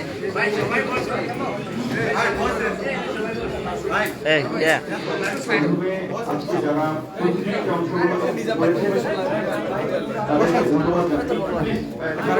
আমাদের মূল প্রোগ্রাম কিন্তু শেষ হলো, শুধুমাত্র ছাড় চলে যাওয়ার কারণে আমরা একটু সবাই থাকতে এটা উন্মোচন করে নিলাম, কারণ আমাদের নেয়াদ ছিল মূল প্রোগ্রাম শেষে এটা উন্মোচন করবো। যেহেতু সবাই গুরুত্বপূর্ণ, বিশেষ করে স্যার এখানে রোবায়েত ফেরদৌস স্যার, আমি ভাবি না যে সেও ফুল সময় দিতে পারবে।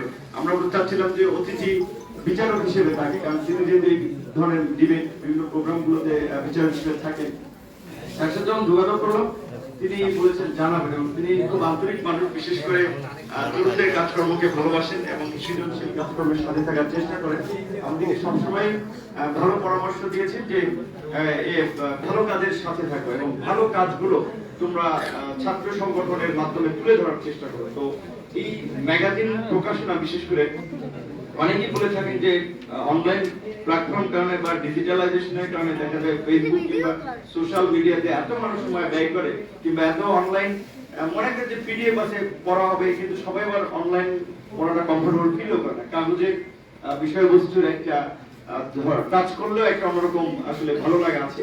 সেই জায়গা থেকে আমরা চেষ্টা করেছি, এই যে এক আপু বললো কিংবা আরেকজন প্রতিযোগী বললো যে আমাদের সংগঠন হলেও এটা একটা উন্মুক্ত লেখা আমরা আহ্বান করেছি মেইল অ্যাড্রেসের মাধ্যমে, এবং আজকের এই প্রতিযোগিতারাও এখানে সম্ভবত ছাত্র অধিকার পরিষদের পদধারী কেউই নেই, কারণ আমরা কিন্তু উন্মুক্ত কয়েকদিনের প্রচার করে তার মাধ্যমে প্রতিযোগী পিক করেছি। হয়তো সময় প্রতিকূলতার কারণে যেভাবে করা উচিত ছিল আমরা ওইভাবে করতে পারি না, কিংবা আমাদের আর্থিক সীমাবদ্ধতা আছে, নানা কারণে চাইলে ওইভাবে খুব বড় পরিসরে করতে পারি। তবে স্টার্ট করেছি, আশা করি যে সামনে আরো ভালোভাবে এই ধরনের প্রোগ্রামগুলো করতে পারবো। আর বিশেষ করে যারা আজকে বিচারক হিসেবে সময় দিয়েছেন কিংবা অতিথি হিসেবে সময় দিয়েছেন, তারা যদি এভাবে আমাদের পাশে থাকে আমরা অনুপ্রেরণা পাই। বিশেষ করে সিনিয়র কিংবা আমাদের সম্মানিত মানুষ, তারা যদি আমাদেরকে একটু দু চারটা কথা বলে, তাদের অনুপ্রেরণাতেই বলা চলে যে আজকের এই জায়গায় আমাদের আসা আসলে। কারণ আমরা ঢাকা বিশ্ববিদ্যালয়ে, যেটা একজন ছাত্রী বলেছিল, আসলে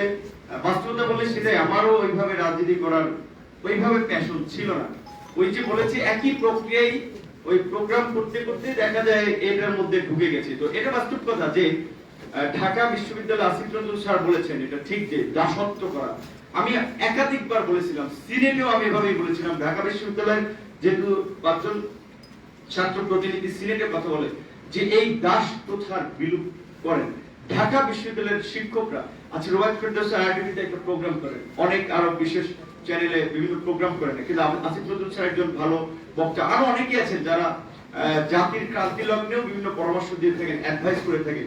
সেই বিশ্ববিদ্যালয়ের ছাত্ররা যদি ওই কাবি খাদ্যটা, কাজের বিনিময়ে খাদ্য, যেমন ফলে প্রোগ্রাম করবার যে ক্ষমতাশীল দল থাকবে তাদের প্রোগ্রাম করতে হবে। বিএনপি ক্ষমতা দিলে ছাত্র দল, আওয়ামী লীগ ক্ষমতা দিলে ছাত্রলীগ, তাদের প্রোগ্রামের বিনিময় হলে থাকবে।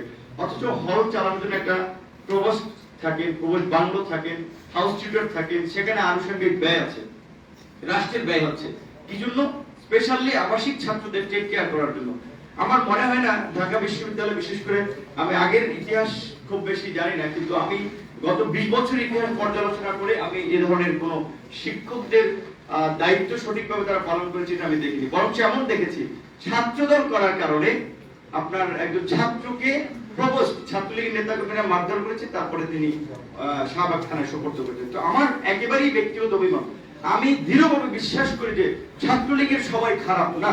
ছাত্রলীগ করে মানে সবাই টেন্ডারবাজি চাঁদাবাজি করে না। ছাত্রলীগে অনেক মেধাবী ভালো ছেলে আছে, ঠিক প্রত্যেকটা ছাত্র সংগঠনে অনেক মেধাবী ছেলে আছে, অনেক মেধাবী ছাত্র নেতা আছে, কিন্তু পরিস্থিতির কারণে মানে পরিবেশটা এমনই যেটা বলে যে ওই মেশিনে যেই ঢুকে সেই এই দুর্বৃত্ত হয়ে বেরোয়। সে কারণে আমাদের এই প্রতিযোগিতাগুলোর মাধ্যমে আমরা চাই যে ছাত্র রাজনীতিতে একটা সৃজনশীলতা ফিরে আসুক। আমি ভালো হলে তাকে টেস্ট করবে না, আমার আশপাশের মানুষজনকে ভালো। আজকে ছাত্র দল, ছাত্রলীগ, কারণ ছাত্র সংগঠন আছে, বামপন্থী ছাত্র সংগঠন, বর্তমানে আমার দৃষ্টিতে দেখা যে টুকটাক যেটা বলে যে সৃজনশীল বা ছাত্র বান্ধব কাজকর্মের সাথে বামপন্থী ছোট কিছু ছাত্র সংগঠন জড়িত থাকে, এছাড়া কোন ছাত্র সংগঠন ছাত্রদের নিয়ে কাজ করে না। তারা নেতা নেত্রীর মুক্তি, নেতা নেত্রীর জন্য হরতাল অবরোধ, তাদের অভিনন্দন বার্তা কিংবা তাদের নামে স্লোগান কিংবা তারা আসলে প্রোটোকল দেওয়া, এইগুলোই হচ্ছে ছাত্র রাজনীতি, যেটা ঢাকা বিশ্ববিদ্যালয়ের আশিফের সম্ভবত তিনি খুব ভালোভাবে বলেছেন। তো আমরা চাই এই ছাত্র রাজনীতির পরিবর্তন হোক, আর এই ছাত্র রাজনীতির পরিবর্তন হওয়ার জন্য সেই 60-এর কিংবা 70-এর দশকের যে গৌরবোজ্জ্বল মেধাবী ছাত্র রাজনীতির কথা বলেছেন সেটি অনেক ক্ষেত্রে সম্ভব হয়েছিল। সেখানে ছাত্রদের সঠিক নেতৃত্ব বাছাইয়ের একটা প্রক্রিয়া ছিল, যেমনটি ডাকসু নির্বাচনের ফলে আমি কেন বিপি হলাম, আমি ছাত্র দল করি নাই, ছাত্রলীগ করি না, অন্য বাম সংগঠন প্রতিষ্ঠিত কোন ছাত্র সংগঠন করি, আমি মনে করি আমার একটা ক্রেডিবিলিটির কারণে ছাত্ররা আমাকে ভোট দিয়েছিল। যখন ছাত্রদের দীর্ঘদিনের প্রাণের দাবি এই কোটা সংস্কার বিষয় নিয়ে আন্দোলন করেছিলাম, নির্যাতিত নিপীড়িত হয়েও তাদের সাথে বেইমানি করে নাই, যে দাবি আদায় করা পর্যন্ত রাজপথে ছিলাম। আমি মনে করি ছাত্ররা এখানে আমাদের প্রতি বিশ্বাসযোগ্যতা নিয়ে এসেছিল, এবং যদি সঠিক নির্বাচন হতো আরো অনেকগুলো পদে আমরা জিততে পারতাম। তারপর থেকে কিন্তু আমি নিজের কথা বলবো না, আমার কথা, আমরা কি কাজ করেছি বা কি করছি সেগুলো আপনারা বিবেচনা করবেন, যাচাই বাছাই করবেন, এবং আমাদের শ্রদ্ধেয় অতিথি কিংবা শিক্ষকবৃন্দ তারা সেটার মূল্যায়ন করবে। কিন্তু আমি একটা কথা বলতে চাই, আজকে এক সময় যে আপু বলেছিল ওইভাবে আমরা প্রফেশনালি রাজনীতি করতে চাইনি, কিন্তু আমরা যখন দেখেছি যে আসিফ নজরুল স্যার বলেছেন যে মুক্তিযুদ্ধের সঠিক চেতনা, মুক্তিযুদ্ধের চেতনার নামে কি হচ্ছে আজকে দেশে, যে মুক্তিযুদ্ধের চেতনা সঠিক, এটা অস্বীকার করা হয় নাই। সেই সময় আওয়ামী লীগ মুক্তিযুদ্ধের অন্যতম একটি নেতৃত্ব দানকারী দল ছিল, এটা অস্বীকার করা হয়নি। কিন্তু সে আওয়ামী লীগ কি করেছে আজকে, যে মানুষের ভোটাধিকার কেড়ে নিয়েছে, আজকে প্রশাসনকে এমন দলীয়করণ করেছে। কুষ্টিয়ার একজন এসপির বক্তব্য আপনারা শুনেছেন, তিনি হাত ভেঙে দেওয়ার হুমকি দিচ্ছেন, জেলে পুরবেন, এলাকা ছাড়া করবেন। এইটা কি কোনো সরকারি কর্মচারীর কথা? তিনি প্রকাশ্যে রাজনৈতিক কুকুর নেতাদের চেয়েও জঘন্য বক্তব্য দিয়েছেন, এবং শুধু বক্তব্য দিচ্ছেন না, যেটা বলে যে যখন পচন ধরে, কোনো কিছুর মাথায় যখন পচন ধরে সব জায়গায় ছড়িয়ে পড়ে। সেই এসপি কে আদালত তলব করেছে যে ম্যাজিস্ট্রেটের সাথে তিনি নির্বাচনী কেন্দ্রে দুর্ব্যবহার করেছিলেন ম্যাজিস্ট্রেটকে। এটা আমি একজনের কথা অনেক বলতে পারতাম, সময়ের সংক্ষিপ্ত এত বলা যাবে না। এইভাবে প্রশাসনকে দলীয়করণ করে হারুন সাহেবের কথা বলেছেন, একজন বিতর্কিত পুলিশ কর্মকর্তা, তার শাস্তি শুধুমাত্র বদলি করেছে এক জায়গা থেকে আরেক জায়গায়। ঢাকার একটা জোনের দায়িত্ব আছে, এবং এখানে আসিফ নজরুল স্যার আছেন, রুবাইত ফেরদৌস স্যার আছেন, তাদেরকে ইনফর্ম করার জন্য যে একটু ছোট করে বলবো, আমরা কিছুদিন আগে আপনার এই মৎস্য ভবনে একটা মিছিল নিয়ে যাওয়ার সময় একটু পুলিশের বাধার সম্মুখীন ছিল, হামলা করেছিল, একটু আক্রমণ করেছিল। তো ওখানকার রমনা জোনের ডিসি সাজ্জাদুর রহমান তার নাম, আমি দেখেছি, আমি ওই মিছিলের সামনে ছিলাম, কারণ আমি আমার নেতাকর্মীদের একটা কথা বলেছি যে আমি যদি মিছিলে থাকি আমি আপনাদের ছেড়ে পালাবো না, যতক্ষণ পর্যন্ত আমি আছি ততক্ষণ পর্যন্ত আপনারা থাকবেন। তো আমরা চতুর্দিক থেকে আক্রমণ শুরু করছে, আমি যাইনি, দুটো মোটরসাইকেল ছিল, আমার ছোট বয়সের একজন বলছি যে ভাই আপনি একটা মোটরসাইকেল চলবে, আমি বলছি না আমি শেষ পর্যন্ত থাকবো। তো ডিসি সাহেব যখন আসলো, আমাদের দুজন নেতাকর্মী যে বলছেন স্যার আমাদের এই ডাকসুর বিপি নূর ভাই, তার উপরেও লাঠি দিয়ে বেঁধে দিচ্ছে। কিসের নুরুফুর, ছাত্র আন্দোলন, ও বিপি হয়েছে, কি হয়েছে, ও তো জামাত শিবিরের, ওরা স্বাধীনতা বিরোধী। মানে একজন পুলিশ কর্মকর্তার এই ব্যবহারকে আমি আশা করি, আমরা কি আশা করি আমাদের বিরুদ্ধে যেসব অভিযোগগুলো বিভিন্ন সময় প্রোপাগান্ডা ছড়াচ্ছে, আমরা হচ্ছে একটা সুনির্দিষ্ট তথ্যের ভিত্তিতে এই কথাগুলো বলি। তো আমি এটা বলছি একটা কারণে, এখানে পুলিশের বদনাম করে আমার ভাই, দুলাভাই, খালু অনেক পুলিশে চাকরি করে, কোনো একটা বাহিনী কিংবা কোনো কতিপয় লোকের জন্য ওই সম্প্রদায় কমিউনিটি কখনোই খারাপ হতে পারে না। এবং আমি আজকে ছাত্রদের উদ্দেশ্যে জানাই দিই, এই অফিসটা আমরা মানুষের অংশগ্রহণের মাধ্যমে নিয়েছিলাম। 12 লাখ টাকা বোধ হয় গণ অনুদানের মাধ্যমে আমরা কালেক্ট করেছিলাম। ঢাকা শহরের একজন এএসপি তার ওয়াইফ আমাকে ফোন দিয়ে আমাদের নাম্বারে বিকাশে 10,000 টাকা পাঠিয়েছেন। কাজী ওই একজন পুলিশ কর্মকর্তা যেন আমাদের গালি দিচ্ছে, সরকারেরই চাকরি করে, ঢাকায় যারা সরকারের ঘনিষ্ঠ খুব বিশ্বস্ত নারী, ঢাকায় সাধারণত পুষ্টি মেলা, তার ওয়াইফ 10,000 টাকা যে আমার হাজবেন্ড এটা সরকারের চাকরি করে। এখানে আমি বলতে চাইছি, সব জায়গায় মানুষ খারাপ নয়, গুটি কয়েক খারাপ মানুষের জন্য সমাজটা আজকে এই বিশৃঙ্খলা, এই নৈরাজ্য। কিন্তু এই খারাপ মানুষের দায়কে আমরা ভালো মানুষগুলো যদি মুখোশ করে থাকি, চুপচাপ থাকি, ভদ্রলোকের মতো যদি পকেটে হাত দিয়ে থাকি, তাহলে কিন্তু এই সমাজ পরিবর্তন করা যাবে না। সেই জায়গা থেকে আমার অনুরোধ থাকবে, আজকের ছাত্ররাই আগামী দিনের ভবিষ্যৎ। আমরা যদি এগিয়ে আসি, আজকে এখানে আমাদের এই প্রোগ্রামে আমাদেরকে নানাভাবে ব্লেম দেওয়া হচ্ছে, অভিযোগ দেওয়া হচ্ছে, বিভিন্ন সময় আমরা প্রতিবন্ধকতার শিকার হই। তার মধ্যে এখানে রুবাইদ ফেরদৌস স্যার রাজনীতি করেন না, উনি একজন, আমরা যেটা দেখি আসিফ নজরুল স্যার এখানে যারা আছেন, অনেক আইনজীবী আছেন, সাংবাদিক আছেন, তারা রাজনীতি না করলেও তো তারা আমাদের ভালো কাজের সমর্থন দিয়েছেন বা ভালো কাজের পাশে থেকেছেন। ঠিক একইভাবে আমার দৃঢ় বিশ্বাস, ভালো কাজ যারাই করবে না কেন, একটু সময় লাগলেও মানুষ তাদের পাশে এসে দাঁড়াবে। আজকের বর্তমানের যে সংকট, দেশে গণতন্ত্রে নাই কিংবা নির্বাচন ব্যবস্থা ভেঙে পড়েছে, আইনের শাসন নাই, সাংবিধানিক প্রতিষ্ঠানগুলো ধ্বংস হচ্ছে, দলীয়করণের মাধ্যমে আওয়ামী লীগ সরকার বা বর্তমান সরকার দেশকে একটা একদলীয় শাসন ব্যবস্থার দিকে নিয়ে যাচ্ছে। এটা মুক্তিযুদ্ধের চেতনা না, এবং মুক্তিযুদ্ধের উত্তরসূরি হিসেবে আমরা এটা হতে দিতে পারি না। সেই জায়গা থেকে আমরা যেন যার যার জায়গা থেকে যতটুকু ভূমিকা আছে আমরা যেন সেটা রাখি এবং ভালো কাজের সাথে থাকি। আর আজকের মতোই আমি বক্তব্য শেষ করছি, এবং আমাদের এই ম্যাগাজিনটি আমরা পরবর্তী থেকেও নিয়মিত প্রকাশ করব। যারা লেখা দিতে চান অনলাইনে ওপেন, সবাই লেখা দিতে পারবেন। এবং আমার মনে হয় আমরা সময় নষ্ট করব না, যেহেতু ছাত্রদের আমাদের মূল প্রোগ্রামে আবার আমরা ঢুকে যাই।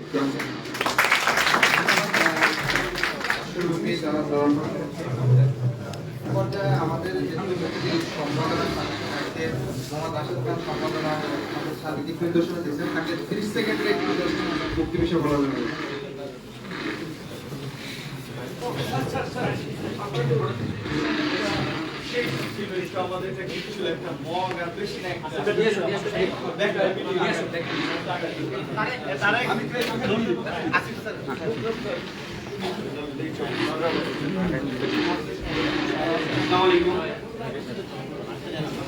দুঃখ প্রকাশ করছি যে একটা প্রোগ্রাম চলাকালীন সময়ে আমাদের আরেকটা উন্মোচন অনুষ্ঠান শুরু করার জন্য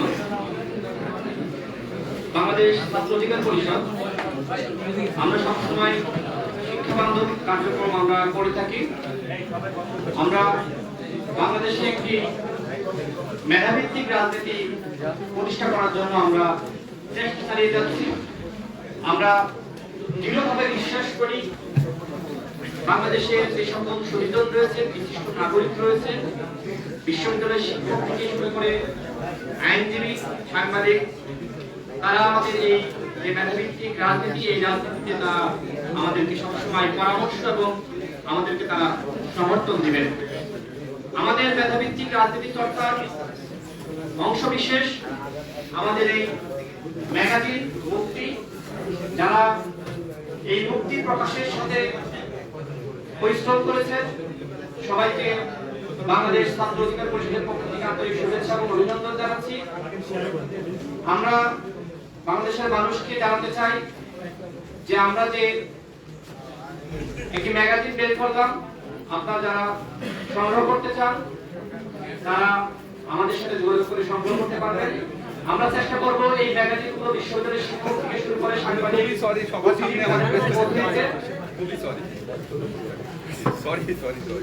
ধন্যবাদ সকলকে। খুবই সরি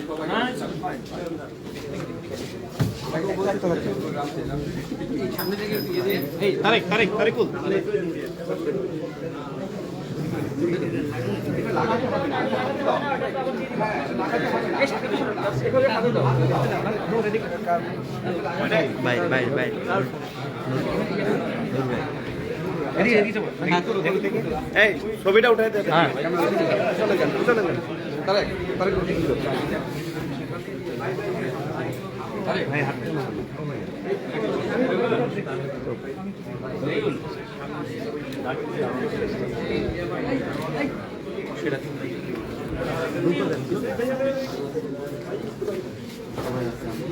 হয়ে গেছে না?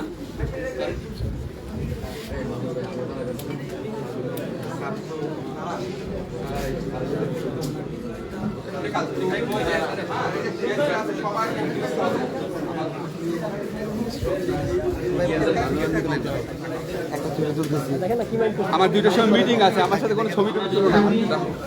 আমাদের বক্তব্য চলে যাচ্ছি। আমাদের বক্তা ছিলেন সাইফুল ইসলাম খান, বিষয় ছিল উচ্চশিক্ষা ও বেকারত্ব ঢাকা বিশ্ববিদ্যালয়। তাকে আমরা মঞ্চে আসার জন্য অনুরোধ করছি। ফোন গিফট সেই ভাই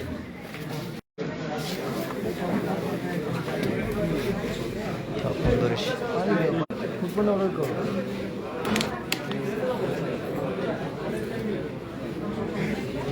নীরব থাকেন, এরা বক্তার কনসেন্ট্রেশন নাই। অসাধারণ।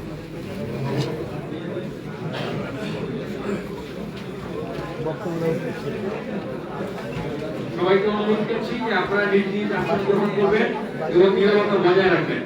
সবাইকে অনুরোধ করছি নিজ নিজ আসন গ্রহণ করবেন এবং নীরবতা বজায় রাখবেন। ধন্যবাদ। যারা একটু হাঁটা চলাচল করছেন যদি বসেন তাহলে সুবিধা হবে, কারণ একদিকে তাকিয়ে বক্তৃতা দেবো না, আপনার দিকে তাকিয়ে কথা বলবো। তো বসলে সুবিধা হয়, সবাই কথা শুনতে পারবে। ধন্যবাদ। তারুণ্যের বাংলাদেশ ঘটনা 2021 শীর্ষক উন্মুক্ত বক্তৃতা প্রতিযোগিতা। আজ আমি যে বিষয়টি নিয়ে কথা বলবো সেটি উচ্চশিক্ষা ও বেকারত্ব। প্রথমে চলুন পরিচিত হয়ে নেই যে উচ্চশিক্ষা বলতে আসলে আমরা কি বুঝি। বাংলাদেশের প্রেক্ষাপটে উচ্চ মাধ্যমিকের পরবর্তী পর্যায়ে বিশ্ববিদ্যালয় পর্যায়ে আমরা যে শিক্ষা গ্রহণ করে থাকি তাকে উচ্চশিক্ষা হিসাবে আমরা জানি। স্নাতক, স্নাতকোত্তর এবং এমফিল এবং পিএইচডি এই ধরনের শিক্ষাকে আমরা উচ্চশিক্ষা বলে চিনে থাকি। বাংলাদেশের বা এই উপমহাদেশের শিক্ষা ব্যবস্থার প্রথম পরিবর্তন হয়েছিল 1800 সালে এবং পরবর্তী সময়ে এই উপমহাদেশে বিশ্ববিদ্যালয় শিক্ষা যাত্রা শুরু হয়েছিল 1857 সালে। নিশ্চয়ই এই শব্দের সাথে আপনারা সকলেই পরিচিত, সিপাহী বিদ্রোহ নামে আমরা চিনি। সেই সিপাহী বিদ্রোহের আগে কলকাতা বিশ্ববিদ্যালয় সহ কয়েকটি বিশ্ববিদ্যালয় ইংরেজরা প্রতিষ্ঠা করেছিল এবং এই সমস্ত শিক্ষা প্রতিষ্ঠানের উদ্দেশ্য ছিল তাদের যে ইংরেজ কর্মকর্তা রয়েছে তাদেরকে ভারত উপমহাদেশের সংস্কৃতির সাথে পরিচিত করা এবং প্রশাসনের কাজে ব্যবহার করা। সাথে একটি সুযোগ হিসাবে রেখে দিল ভারতীয়রাও আগ্রহী হলে এই শিক্ষা ব্যবস্থায় তারা অংশ নিতে পারবে এবং সেই শিক্ষাকে স্বাগত জানিয়ে আজকে এই পর্যায় পর্যন্ত এসেছে। এর পরবর্তী বিষয় হলো বেকারত্ব। বেকারত্ব বলতে আসলে আমরা কি বুঝি? বেকারত্বের নানা ধরনের সংজ্ঞা রয়েছে। যেরকম আপনি যদি ইউরোপের কথা চিন্তা করেন তাহলে ইউরোপে আপনি যদি সপ্তাহে 1 ঘন্টার জন্য কাজ না পান তাহলে আপনাকে বেকার হিসেবে সংজ্ঞায়িত করা হবে। আবার দীর্ঘস্থায়ী বেকার রয়েছে, বেকারত্বের নানা পর্যায় রয়েছে। দীর্ঘস্থায়ী বেকারত্বের একটা সংজ্ঞা আছে যেটা আমেরিকায় প্রচলিত। আমেরিকায় আপনি যদি সর্বোচ্চ 27 সপ্তাহ বেকার থাকেন, অর্থাৎ আপনি কাজ চেয়েও বা আপনার কাজ করার মতো যোগ্যতা থাকা সত্ত্বেও আপনি যখন কোনো কর্ম খুঁজে পাবেন না, সেই অবস্থাকে তারা দীর্ঘস্থায়ী বেকার হিসেবে চিহ্নিত করে থাকে। এবার চলুন যে বাংলাদেশে এই বেকারত্বকে কিভাবে সংজ্ঞায়িত করছে। বাংলাদেশের যে পরিসংখ্যান ব্যুরো রয়েছে বিবিএস, সেই পরিসংখ্যান ব্যুরো 2002-03 এবং 2005-06 অনুসারে বেকার হচ্ছে সেই ব্যক্তি যার বয়স 15 বছর বা তার চেয়ে বেশি এবং যে সক্রিয়ভাবে কাজ সন্ধান করে এবং কাজের জন্য তৈরি থাকা সত্ত্বেও কাজ পাচ্ছে না। অর্থাৎ আপনার এই বেকারত্বের সংজ্ঞা, বাংলাদেশের বেকারত্বের সংজ্ঞা কিন্তু আন্তর্জাতিক ক্ষেত্রে সঠিক নয়। তারা যেভাবে বেকারকে দেখছে, বাংলাদেশে এই বেকারের ক্ষেত্রটা অনেক বেশি বড় পরিসরে। আজকের এই পুরো আলোচনায় আমরা কয়েকটি বিষয় দেখার চেষ্টা করব যে উচ্চশিক্ষা যারা গ্রহণ করছে তাদের মধ্যে কিভাবে এই বেকারত্ব তৈরি হচ্ছে এবং সেই বেকারত্বের সমস্যা কতটা প্রকট। উচ্চশিক্ষা যখন শেষ করে, সাধারণত মাস্টার্স যখন শেষ করে, তখন একজন শিক্ষার্থীর বয়স হয়ে থাকে 24 থেকে 25 বছর। যদি একটু গভীরভাবে লক্ষ্য করেন, এখানে যারা উপস্থিত এদের অধিকাংশ এই তরুণ বয়সের মধ্যে রয়েছে। 20 থেকে 30 এই বয়সটি এরকম একটি বয়স যে বয়সে আপনার বাবার অসুখ হবে, যে বয়সে আপনার প্রেমিকার বিবাহ হবে, যে বয়সে আপনার মা শয্যাশায়ী হবে। কিংবা যে বয়সে আপনার ছোট বোন যাকে একটি বেলুন কিনে দেওয়ার মতো পকেটে অর্থ আপনার থাকবে না, কিন্তু আপনার মনটা খুব পরিমাণে তাড়া করে যাবে। এরকমের স্পর্শকাতর সময় হলো এই 20 থেকে 30 বছর সময়টি। সেই সময়টিতে শুধুমাত্র বাংলাদেশ পরিসংখ্যান ব্যুরোর সরকারি তথ্য অনুযায়ী 27 লক্ষ মানুষ এই যন্ত্রণায় ভোগ করছে, যাদের কোনো ধরনের কর্মসংস্থানের ব্যবস্থা নেই। এবার আসুন, যারা উচ্চশিক্ষা নেয় না তাদের ক্ষেত্রটা কি? যারা উচ্চশিক্ষা নেয় না তাদের কিন্তু এতটা দুঃখ নেই, কারণ তারা হয়তো উচ্চশিক্ষা ওই পর্যায়ে আসতে আসতে তারা অন্য কোনো একটা সেক্টরে নিজেকে প্রতিষ্ঠিত করে নেয়, নিজেকে মানিয়ে নেয়, সেভাবে তার জীবনটাকে সাজিয়ে নেয়। কিন্তু যে তরুণ অনেক বড় স্বপ্ন দেখে দেশকে, জাতিকে, তার সমাজকে, তার পরিবারকে, তার প্রিয়তমাকে একটু ভালো রাখার জন্য একটু ভালো স্বপ্ন দেখে, সেই তরুণ তার দীর্ঘ শিক্ষা জীবন শেষ করার পর আত্মহত্যার মতো সিদ্ধান্ত তাকে নিতে হয়, যা আমরা কখনোই কামনা করি না। কিন্তু কোন পর্যায়ে গেলে একজন উচ্চশিক্ষিত মানুষ এইরকম একটি ভয়াবহ সিদ্ধান্ত নিতে পারে? সেখানে যদিও আমরা বলে থাকি যে তার নিজের ভুল রয়েছে, কারণ আত্মহনন কোনো সমাধান নয়, কিন্তু আমাদের পরিবেশ, আমাদের সমাজ, আমাদের শিক্ষা ব্যবস্থা কি সেই দিকে আজকের তরুণদের ঠেলে দিচ্ছে না? যদি সরকারি তথ্য দেখি যে 2001 দশক আগে, এখন 2021-এ দাঁড়িয়ে আমি এই বক্তব্য রাখছি, 1 দশক আগে বিবিএস এর তথ্য অনুসারে দেশে বেকারের সংখ্যা ছিল 26 লক্ষ। 1 দশক পরে, 10 বছর পরে বেকারত্বের সংখ্যা আমরা দেখতে পাচ্ছি 27 লক্ষ। এই তথ্য নিয়ে অনেক প্রশ্ন রয়েছে, আদৌ কি এই সংখ্যা সঠিক? বিভিন্ন বেসরকারি বা বিভিন্ন জরিপ অনুযায়ী পত্রপত্রিকা আসছে যে এই সংখ্যা 35 লাখেরও বেশি হবে। এখন বাংলাদেশের ক্ষেত্রে এই সমস্যাটা কি করে প্রকট হয়? যারা উচ্চশিক্ষা গ্রহণ করছে তারা কেন চাকরি পাচ্ছে না? তারা কি আসলে চাকরি পাচ্ছে না? ব্যাপারটি পুরোপুরি এরকম নয়, তারা চাকরি পাচ্ছে, কিন্তু সেই যে ধরনের চাকরি চাচ্ছে সেটি পাচ্ছে না, কিংবা তিনি যেই পরিবেশ বা যেই রকম সম্মানে চান তিনি পাচ্ছে না। যেটা আমরা দেখতে পাই যে কেরানি পদের জন্য একটি উচ্চ প্রথম শ্রেণীর একটা বিশ্ববিদ্যালয় থেকে মাস্টার্স করার পর তিনি আবেদন করেন। আপনি কি বুঝতে পারেন আপনার এত মূল্যের শিক্ষা কত অধঃপতন হয়েছে? একটি উচ্চশিক্ষা গ্রহণ করার পর আমরা বিদেশে কোনো আবেদন করতে পারি না, সেখানে চাকরির প্রতিযোগিতায় বা চাকরির বাজারে টিকে থাকার জন্য আমাদের সবার দৌড় হয় সেই বিসিএস পর্যন্ত।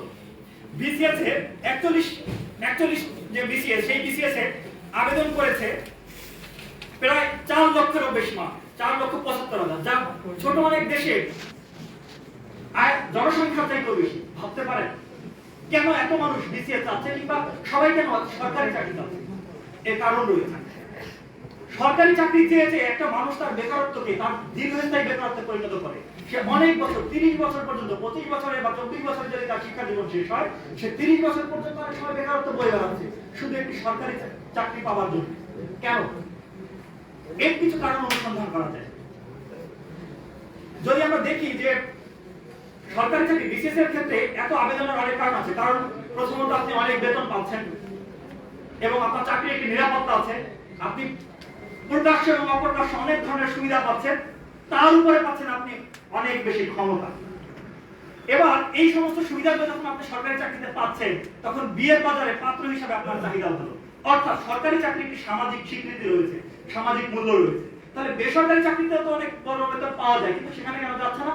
কারণ সেখানে আপনি যখন তখন ছাঁটাই হয়ে যাবেন, সেই ভয় রয়েছে। এই যে যখন তখন ছাঁটাই হয়ে যাবে, খুব সহজে বলে দিলাম, এর পিছনে কি সরকারের দায় নেই? তাহলে আপনার শ্রমিক আইন কার্যকর নয় কেন? একজন সরকারি কর্মকর্তা হলে সে যাচ্ছে তাই আচরণ কেন করতে পারবে? এই যে ক্ষমতার একটা ব্যবহার, আপনি সরকারি চাকরিজীবী হলে সমাজে বিভিন্ন ধরনের সুবিধা পাবে, এই সুবিধা কি বৈধ? আপনি একজন পুলিশ ক্যাডার হওয়ার জন্য আপনি সবচেয়ে বেশি প্রতিযোগিতা, কেন পুলিশ হওয়ার জন্য এত প্রতিযোগিতা? কেন আপনি অন্য কোনো পেশায় এতটা পাচ্ছেন না? কারণটা হলো আপনার সমাজটা একটা দুর্বৃত্তের সমাজ হয়ে গেছে। এই সমাজে আপনাকে টিকতে হলে আপনার ক্ষমতার প্রয়োজন হবে। আপনি লাইনে দাঁড়ালে আপনাকে সম্মান দেওয়া হবে না, আপনাকে পিছনে ফেলে ফেলে দেওয়া হবে। এই যখন অবস্থা, সেই অবস্থায় আপনাকে অবশ্যই ক্ষমতার সাথে থাকতে হবে, হয় রাজনীতি না হয় প্রশাসন। সুতরাং সমাজ ব্যবস্থা পুরোটাই দুর্নীতিগ্রস্ত। একটা অফিসে গিয়ে সেবা চাইতে হলে আপনাকে হয় টাকা দিতে হবে, না হয় আপনাকে ক্ষমতা দেখাতে হবে। এই যে অসুস্থ সমাজ, সেই ঘুরে ধরা সমাজে আপনার বেঁচে থাকার জন্য, সম্মানের সাথে টিকে থাকার জন্য আপনার প্রয়োজন সরকারি চাকরি। যার ফলে প্রাইভেট সেক্টরগুলো তরুণরা নিরাপদ মনে করছে না, মানুষের সেখানে যাচ্ছে না।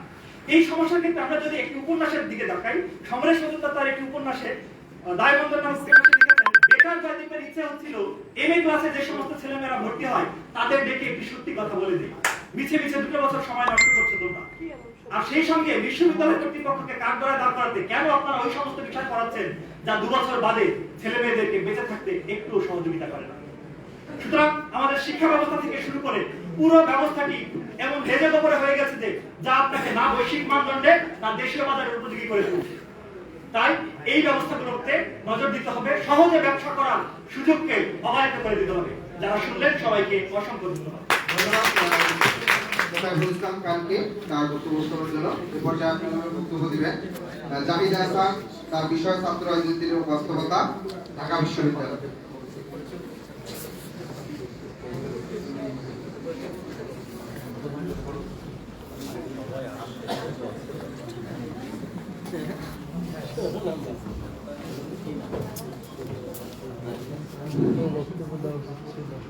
বাংলাদেশ ছাত্র অধিকার পরিষদের আয়োজনে এবং বাংলাদেশ প্রবাসী অধিকার পরিষদের সহযোগিতায় আজকের আয়োজিত উন্মুক্ত বক্তৃতা প্রতিযোগিতায় সম্মানিত বিচারক মণ্ডলী, অতিথিবৃন্দ এবং সম্মানিত উপস্থিতি সবাইকে শুভেচ্ছা এবং স্বাগত।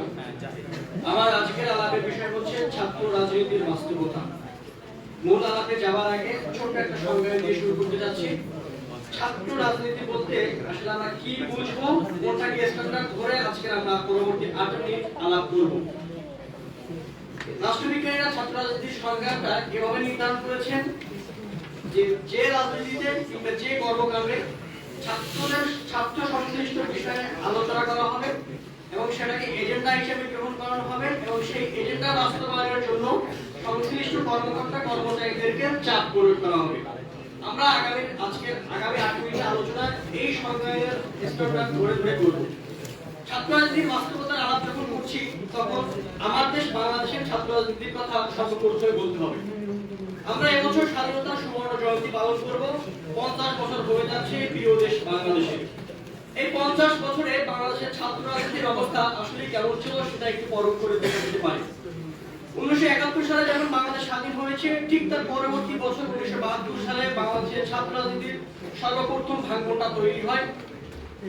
যে ছাত্রলীগ বাংলাদেশের স্বাধীনতার জন্য প্রাণপণ চেষ্টা করেছে সেই ছাত্রলীগে ভাঙন চলে আসে, জাসদ ছাত্রলীগ গঠিত হয় এবং এই জাসদ ছাত্রলীগ এবং ছাত্রলীগের মধ্যকার যে অন্তর্কন্দল সেটা দেখা যায় ঠিক তার পরের বছর 1973 সালে ডাকসু নির্বাচনে। 1973 সালে ডাকসু নির্বাচন ছিল ছাত্র ইউনিয়ন এবং ছাত্রলীগের জোট এবং এদের বিরোধী ছিল জাসদ ছাত্রলীগ। তো যখন জাসদ ছাত্র সেই ডাকসু নির্বাচন 1973 সালে পণ্ড হয় তখন সকল পণ্ড ভোট ডাকাতির দায় চাপিয়ে দেওয়া হয় জাসদ ছাত্রলীগের উপরে। সেই দায় চাপানো সবথেকে বেশি ভূমিকা পালন করেন তখনকার ডাকসু বিপি মুজাহিদুল ইসলাম সেলিম। পরে মুজাহিদুল ইসলাম সেলিম তার এই বক্তব্যটাকে উদ্ধৃত করে নিয়েছেন যে আমি আমার রাজনৈতিক জীবনে ওই একবারই মিথ্যাচার করেছি, সেদিন জাসদ ছাত্রলীগের কোনো দায় ছিল না ভোট ডাকাতিতে কিংবা ব্যালট বাক্স ছিনতাইতে। ঠিক তার ওই বছরই শেষের দিকে 1973 সালে সেপ্টেম্বর মাসে ঢাকা বিশ্ববিদ্যালয়ের বিক্ষিপ্ত স্বাক্ষর হয়। বঙ্গবন্ধুর আমলে এত বড় একটা খুন হলো, সেখানে যিনি প্রধান আসামি ছিলেন শফিউল আলম পোর্টাল ঠিক পরের দিন সেই খুনের বিরুদ্ধে মিছিল করেন। খুনি মিছিল করেছেন খুনের বিরুদ্ধে। বাংলাদেশের ছাত্র রাজনীতির গতিপথ কতটা পাল্টে গিয়েছিল স্বাধীনতার পরে একটা ঘটনা দিয়ে পরখ করা যায়। যে খুনের জন্য সবথেকে বেশি দায়ী সে খুনের জন্য মিছিল করেছেন, সেই খুনের বিচারের দাবি চেয়ে। এবং যদিও শফিউল আলম পোর্টাল পরবর্তীতে ধরা পড়েছিলেন, তার জেল হয়েছিল। সেই শফিউল আলম পোর্টালকে বঙ্গবন্ধুর পরের রাষ্ট্রপতি এর মাঝখানে কিছুটা সময় দিয়েছে। যদি মোটা দাগে ধরি বঙ্গবন্ধুর পরের রাষ্ট্রপতি জিয়াউর রহমান ছাড়িয়ে এনেছিলেন শফিউল আলম পোর্টালকে এবং সেই শফিউল আলম পোর্টাল তিনি ছাড়িয়ে এনে তার বিরোধী রাজনীতিতে নামিয়ে দিলেন। এবং জিয়াউর রহমান হিজবুল বাহারিনের ছাত্র নেতা কি বলেছিলেন তা আমি জানি না, হয়তো তখনকার যারা ছিলেন তারাও জানবেন না, কিন্তু দেখা গেল পরিস্থিতি আরো বাটে হয়ে গেল। কবি গোলাম ফারুক তারা বিখ্যাত সন্ত্রাসীতে পরিণত হয়ে গেলেন। পুরো দেশ জুড়ে হেজিমনি কালচার চলছে। ছাত্র রাজনীতি স্বাধীনতার আগে ঠিক যেভাবে ছিল তার বিপরীত দিকে চলছে। গেল জিয়াউর রহমান এরশাদ যখন ক্ষমতা আসলেন, হুসেইন মোহাম্মদ এরশাদের ক্ষমতার সময়ে ছাত্র রাজনীতির অবস্থা এতটা শোচনীয় হলো, যদি ঢাকা বিশ্ববিদ্যালয়ের উদাহরণ ধরি, ঢাকা বিশ্ববিদ্যালয়ের হলগুলোকে 2 ভাগ করে মুহসিন হল, জিয়া হল ওই দিকটা ছাত্রলীগ শাসন করত, সলিমুল্লাহ হল, এফএইচ হল এই দিকটা শাসন করত ছাত্র দলের ক্যাডাররা। এবং তখনকার অবস্থা এমন ছিল ছাত্রলীগ ছাত্র দলের ক্যাডাররা হলের সামনে বসে থাকতো কোন ছাত্র কোন দিকে যায় সেটা পরখ করবার জন্য। পান থেকে চুন খুশলি গুলি চলতো, অকারণে এক ঘরের ছাদ থেকে আরেক ঘরের ছাদে বুলেট মারা হতো। এরশাদের আমল গেল। 90 দশকে যখন এরশাদ পতনের আন্দোলন হলো, তখন ভাবা হয়েছিল এই বুঝি বাংলাদেশের ছাত্র রাজনীতি তার আসল গতিপথে ফিরছে, সবাই একজোট হয়ে স্বৈর শাসকের বিরুদ্ধে মাঠে নামলো। কিন্তু সেই ভাবা সম্পূর্ণ ভুল ছিল। দেশে যখন গণতন্ত্র আসলো, মানুষজন ভেবেছিল ছাত্র রাজনীতিও বোধ হয় গণতন্ত্র আসছে, কিন্তু গণতন্ত্রের সাথে সাথে পাল্টে গেল ছাত্র রাজনীতির অবস্থা আরো শোচনীয় অবস্থায়। বেগম খালেদা জিয়া এবং শেখ হাসিনা সরকারের সময় আগের মতো ভাগাভাগি সন্ত্রাসের অবস্থা থাকতো না, সন্ত্রাস হয়ে গেল এক পাখি। যখন বিএনপি ক্ষমতায় থাকছে তখন ছাত্রদল সন্ত্রাস চালাচ্ছে, যখন শেখ হাসিনা সরকার ক্ষমতায় থাকছে তখন ছাত্রলীগ সন্ত্রাস কর্মকাণ্ড চালাচ্ছে। অবস্থা এতটা শোচনীয় ছিল যে বেগম খালেদা জিয়া পিন্টু লালটুদের সবাইকে সেই কমিটি বিলুপ্ত করতে বাধ্য হয়েছিলেন, শেখ হাসিনা বাধ্য হয়েছিলেন শোভন রাব্বানীদেরকে বহিষ্কার করতে। এবং এই গত 50 বছরে কোন ন্যায় আন্দোলন বাংলাদেশের ছাত্ররা মোটা দাগে করেননি। যে ন্যায় আন্দোলন তো করেননি, বরং ন্যায় আন্দোলন যত হয়েছে তাদের বাধা দিয়েছে ক্ষমতাসীন ছাত্রলীগ। বেশি দূরে যাওয়ার দরকার নেই, 2018 সালে কোটা সংস্কার আন্দোলন এখানে সবথেকে বড় উদাহরণ। দেশের রাজনীতি মোটা দাগে এমনটাই অবস্থা, গত 50 বছরে ছাত্র রাজনীতি করা কোন ছাত্র সংগঠন ছাত্রদের স্বার্থ সংশ্লিষ্ট কাজে সহায়তা করেনি, ছাত্রদের জন্য কাজ করেনি। এখন যদি বিশ্বের অবস্থা এমনই হয়, যদি পুরো বিশ্বে বিশ্বযুদ্ধ লেগে যায়, তখন বাংলাদেশের মতো একটা ছোট্ট দেশে দাঁড়িয়ে আমি উন্নতির কথা বলতে পারাটা বোকামি হবে। তবে বিশ্বে আসলে ছাত্র রাজনীতি কেমন চলছে, খুব বেশি দূরে না গিয়ে পার্শ্ববর্তী দেশ ভারতের দিকে একটু চোখ বুলিয়ে আসি। এবং ভারতে সম্প্রতি যে আন্দোলনটা চলেছিল কোভিড-19 সমগ্র বিশ্বকে থমকে দেওয়ার আগে, সেটা হচ্ছে এনআরসি বিরোধী এবং সিএ বিরোধী আন্দোলন। সেই আন্দোলনে জামিয়া মিলিয়া ইউনিভার্সিটির ছেলেদের কথা, দিল্লি ইউনিভার্সিটির ছেলেদের কথা আমরা জানি। তখনকার সময় একজন মেয়ের একটা ভিডিও ভাইরাল হয়েছিল। সেই মেয়ে ঝাড়খণ্ডের রাঁচি থেকে পড়তে এসেছেন জামিয়া মিলিয়ায়। তিনি হিন্দু ছিলেন। তিনি তার বক্তব্যে বলেছিলেন যে আমি হিন্দু কি মুসলিম, আমার পরিবার নয়া নাগরিকত্ব আইনের বিরোধী কিনা, কিংবা আমার পরিবার সিএ এনআরসিদের কবলে পড়েছে কিনা, সেটা আমার দেখবার বিষয় নয়। আমার বন্ধুদেরকে হলে ঢুকে মারা হয়েছে, তাদের বুকে গুলি চালানো হয়েছে, ঠিক সেজন্য আমরা রাজপথে নেমে এসেছি। শাহিনবাগের আন্দোলনের কথা আমরা সবাই জানি। শাহিনবাগের আন্দোলন নিয়ে ভারতের বিভিন্ন মন্ত্রীরা কটূক্তি করেছেন। একজন মন্ত্রী এমন করে বলেছেন, যদি শাহিনবাগে কোনো মহিলা ধর্ষণ হয় তাহলে সেই ধর্ষণের দায় আন্দোলনকারীদের। শুধুমাত্র ভারতের কথা আমরা বলছি না, ভারতের বাইরে অন্য দেশেও ঠিক একই অবস্থা চলছে। এরপর আসলে বাংলাদেশের আমরা 50 বছরের যে রাজনীতি দেখলাম, এর আগে বাংলাদেশের সকল রাজনীতির জায়গায় এই অবস্থা ছিল না। বাংলাদেশের ছাত্র রাজনীতি, জয় বাংলা স্লোগান, এটা ছাত্রদের দেয়া। বাংলাদেশের প্রথম স্বাধীনতার স্বপ্ন দেখেছিল সিরাজুল ইসলাম খানরা, নিউক্লিয়াস গঠন করেছিল। সুতরাং বাংলাদেশের ছাত্র রাজনীতির কথা যদি আমি বলি, দুইটা পার্ট করতে হবে, স্বাধীনতার পরে, স্বাধীনতার আগে। তবে এই যে স্বাধীনতার পরে যে ছাত্র রাজনীতি একদম 90 ডিগ্রি অ্যাঙ্গেলে মোড় নিল, এর কারণ দেখতে হবে। সব থেকে বড় কারণ মাদার পার্টির সংযোগ। বাংলাদেশে স্বাধীনতার আগে যারা ছাত্র রাজনীতি করতেন, কোন ছাত্র সংগঠনের সাথে তাদের মাদার পার্টির কোনো সংযোগ ছিল না। যখনই মাদার পার্টির সংযোগ আসলো, সেই মাদার পার্টির সংযোগের জন্য ছাত্ররা আইনের তোয়াক্কা করলো না। তারা নিজেদেরকে অনেক বড় কিছু ভেবে নিজেদেরকে আইনের আওতায় না নিয়ে সন্ত্রাসী কর্মকাণ্ড চালানো শুরু করেছিল। 2008 সনে একটা আইন হয়েছিল, আরপিও আইন। আরপিও আইনে বলা হয়েছিল যে বাংলাদেশের কোনো ছাত্র সংগঠনের সাথে কোনো মাদার পার্টি সংযোগ থাকবে না। সেই মাদার পার্টি সংযোগ কিন্তু পরবর্তীতে হয়েছে, যার জন্য বাংলাদেশের সহিংস কর্মকাণ্ড ইউনিভার্সিটি ক্যাম্পাসগুলোতে বেড়েছে। এবং দ্বিতীয় কারণ হচ্ছে নিয়মিত ছাত্র সংসদ কোনো জায়গায় নেই। বাংলাদেশে গত 3 দশকে কোথাও নিয়মিত ছাত্র সংসদ হয়নি, সর্বশেষ ডাকসু নির্বাচন হয়েছে। এই যে নিয়মিত ছাত্র সংসদ না হওয়াটা ছাত্র রাজনীতিতে হেজিমনি বাড়ার সব থেকে বড় কারণ। ছাত্র সংসদ ছাত্রদের কথা বলবার জায়গা, তারা সেখানে কথা বলবে, অভিযোগ জানাবে, তাদের দাবিরাও তুলবে। সেটা যখন হচ্ছে না, তখনই সহিংস কর্মকাণ্ড বাড়ছে। আরো কিছু সমস্যা রয়েছে। সেই সমস্যা হচ্ছে ছাত্ররা থাকবে শিক্ষা প্রতিষ্ঠানে, তারা শিক্ষা প্রতিষ্ঠানে রাজনীতি করবে। ছাত্র সংগঠনে কেন, ছাত্র রাজনীতি বা ছাত্র সংগঠনে কেন জেলা উপজেলা কমিটি থাকবে? এটা তো গণরাজনীতির জায়গা। গণরাজনীতির জায়গায় আপনি ছাত্রদের রাজনীতি করাইতে পারবেন না। ছাত্রদেরকে রাজনীতি করতে হবে ক্যাম্পাসে, সেখান থেকে তারা ছাত্রদের ছাত্র সংশ্লিষ্ট দেশ জাতীয় সংকটে কথা বলবে। এখন এই যে ছাত্র রাজনীতির একটা খারাপ অবস্থা চলছে, এর ফলাফলটা কি হচ্ছে? এর সব থেকে বড় ফলাফলটা হচ্ছে ব্যাকরক্ত তৈরি হচ্ছে বেশি করে। আমি একটু সময় চেয়ে নিচ্ছি। ব্যাকরক্ত বেশি করে তৈরি হচ্ছে। আচ্ছা, সবাইকে ধন্যবাদ।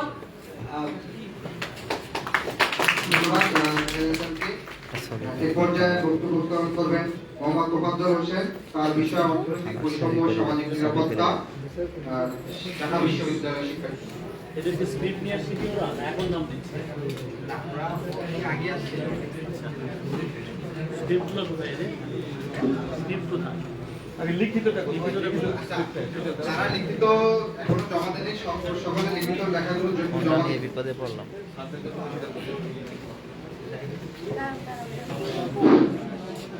সম্মানিত উপস্থিতি, আমি মোহাম্মদ মুফাজ্জল হোসেন বাংলাদেশ ছাত্র অধিকার পরিষদ কর্তৃক আয়োজিত তারুণ্যের বাংলাদেশ ভাবনা শীর্ষক উন্মুক্ত বক্তৃতা প্রতিযোগিতা অনুষ্ঠানে উপস্থিত সম্মানিত অতিথিবৃন্দ, ছাত্র উপস্থিত সম্মানিত দর্শকবৃন্দ, আপনাদের সবাইকে জানাই আমার সালাম। আসসালামু আলাইকুম।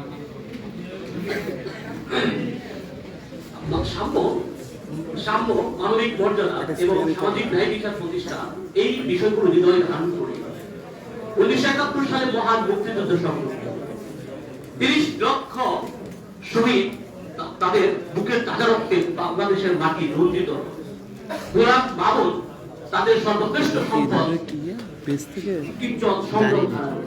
অথচ একসাথে রক্তের বিনিময়ে এদেশের আমরা স্বাধীনতা অর্জন করতে পেরেও এখন পর্যন্ত আমাদের এই দেশে অর্থনৈতিক বৈষম্য আজ আমরা দূর করতে পারি।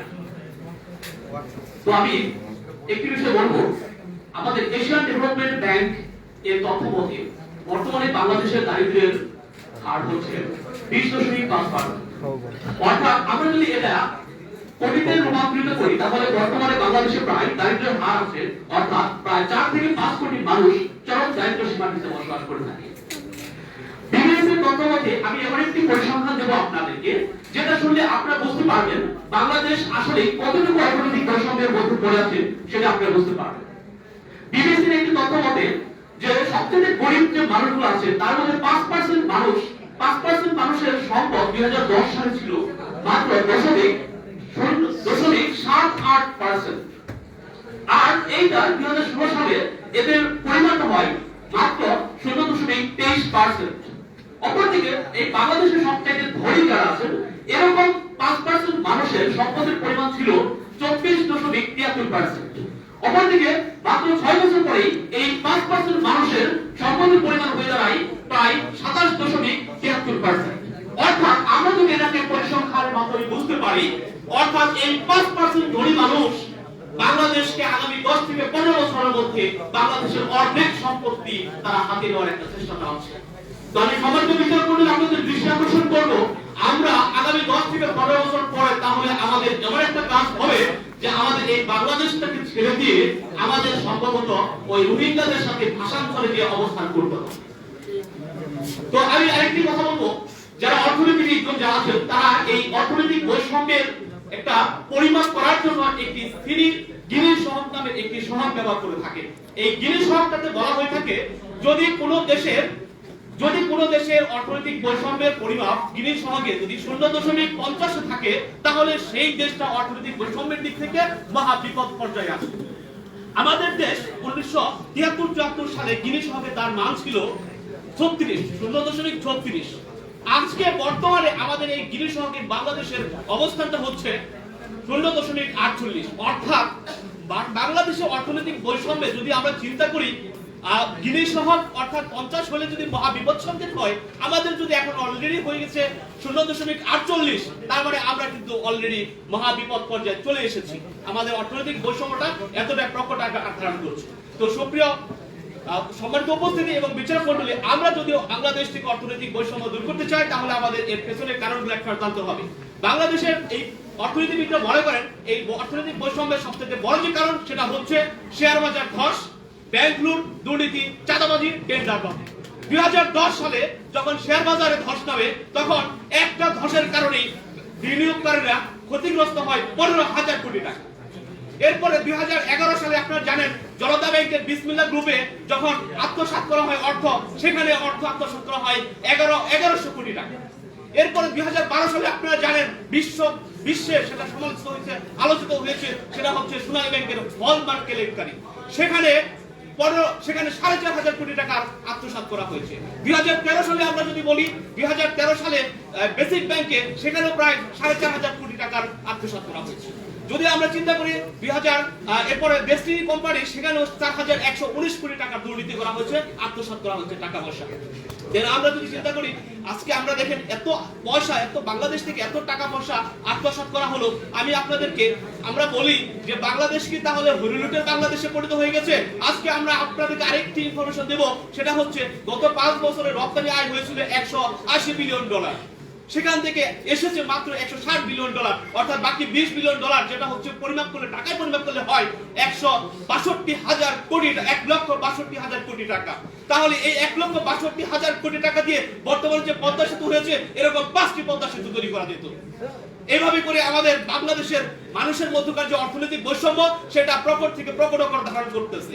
দেন আমরা বলি এরা যারা ব্যাংক লুটেরা, যারা শেয়ার বাজার ধ্বংসকারী, এই ব্যক্তিরা যখন জামিনে ছাড় পেয়ে যায়, যখন তারা চিকিৎসা নামে ওই হাসপাতালে বিলাসী জীবন যাপন করে, তখন তারা বেগম পাড়ায় যখন তারা বাড়ি নির্মাণ করে, এরপরে আমরা তাদের কোনো ধরনের শাস্তির কোনো ধরনের ঘোষণা পাই না। আমেরিকাতে 2008 সালে একবার শেয়ার ধস হয়েছিল, সেখানে যে ব্যক্তি 71 বছর বয়সে যে ব্যক্তি এই শেয়ার বাজার ধ্বংসের সাথে জড়িত ছিলেন, তাকে 71 বছর বয়সে থাকা সত্ত্বেও তাকে ওই দেশের আদালত 150 বছরের জেল দিয়েছিল। কিন্তু বাংলাদেশ কিন্তু সেটা করে না।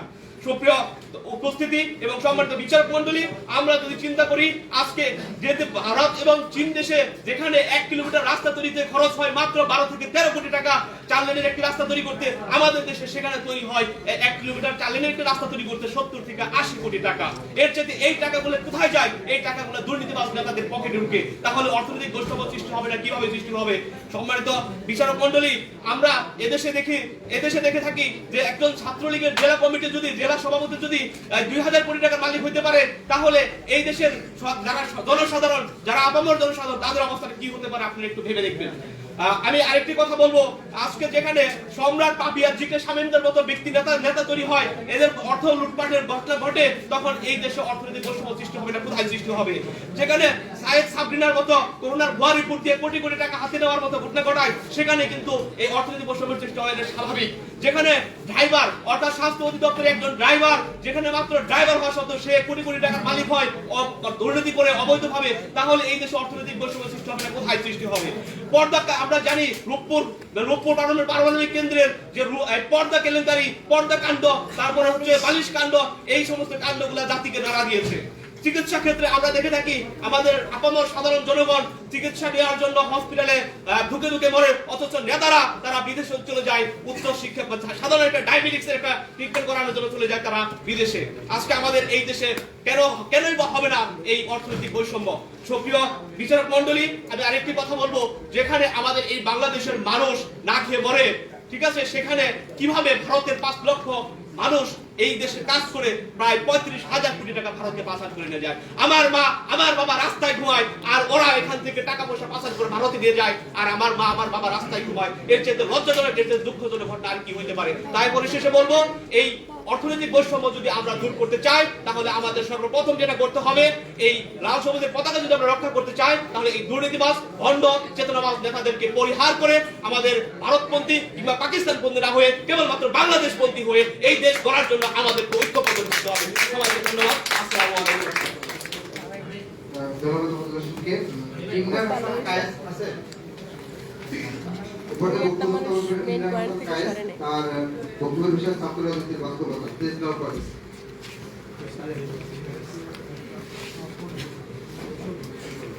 রবিউল হাসান আছেন?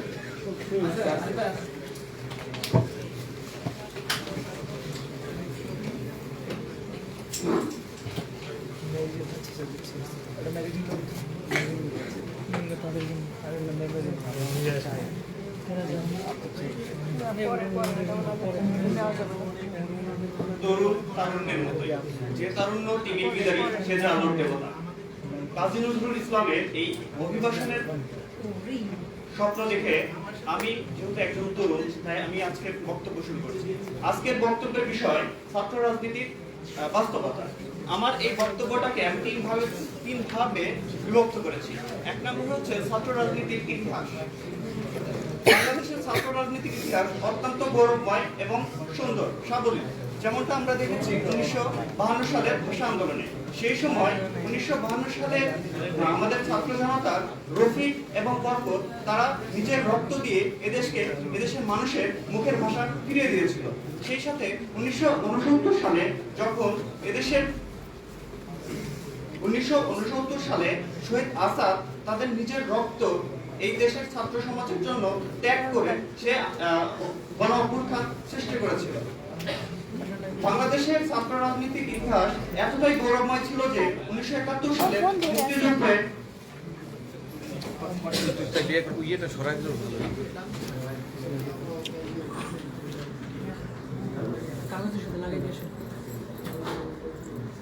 গভর্নমেন্ট ছিল যে এদেশের ছাত্র জনতা উচ্চস্থ ঝাঁপিয়ে পড়েছিল।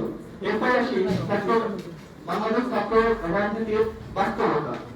বাংলাদেশ ছাত্র রাজনীতি সবচেয়ে বড় দুটি দল, একটা হচ্ছে বাংলাদেশ ছাত্রলীগ আর একটা হচ্ছে বাংলাদেশ জাতীয়তাবাদী ছাত্রদল। 4 জানুয়ারি 1948 সালে গঠিত বাংলাদেশ ছাত্রলীগ আজকে স্বাধীনতার 50 বছর পরে তারা 73 বছর 17 নেতৃত্ব করেছে, কিন্তু তাদের প্রত্যেকটা কর্মকাণ্ড স্বাধীনতা লাভের পর আজকে প্রত্যেকটা কর্মকাণ্ড তাদের বিতর্কিত হচ্ছে। কেন? কারণ হচ্ছে তারা ক্ষমতাসীন দলের অধীনে আছে। কারণ ক্ষমতাসীন দলের অধীনে যখন থাকে একটা ছাত্র সংগঠন, তখন তাদের বিভিন্ন ধরনের অন্যায় অবিচার নির্লিপ্ত হয়। যেমনটা হয়েছে 2010 সালে ঢাকা বিশ্ববিদ্যালয়ে এফ রহমান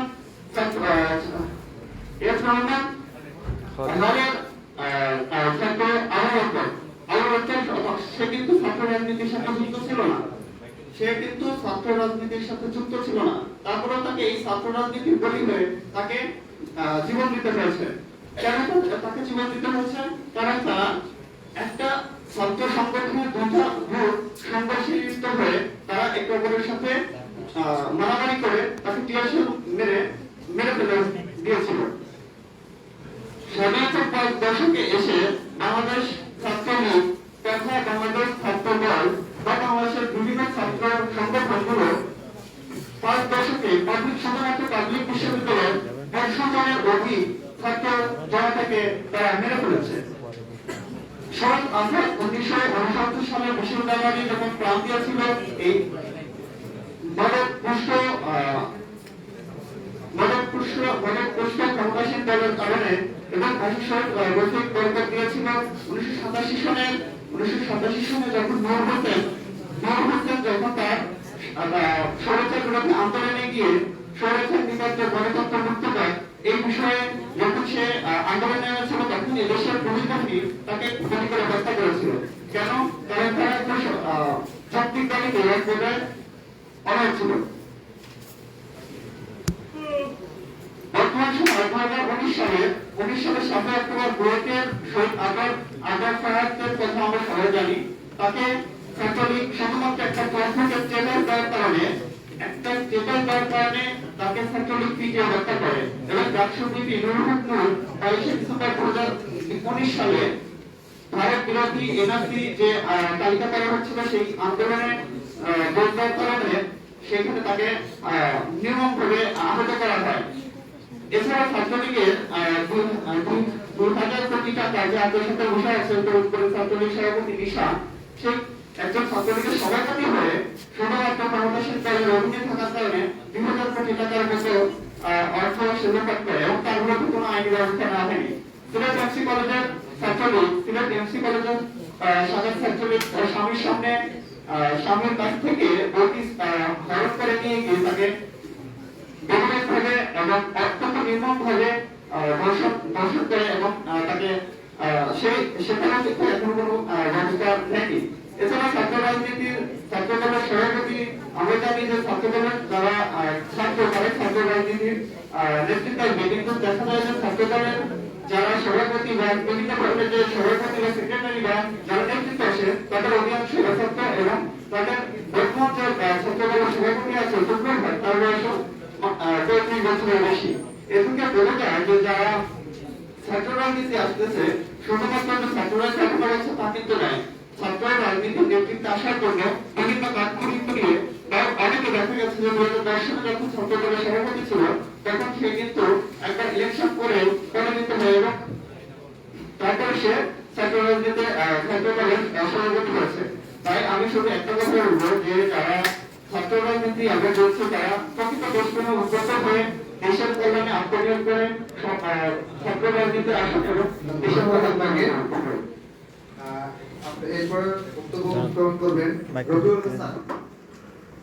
প্রস্তুত থাকবেন মোহাম্মদ আহাদ। মাইকটা ঠিক করে ধরেন।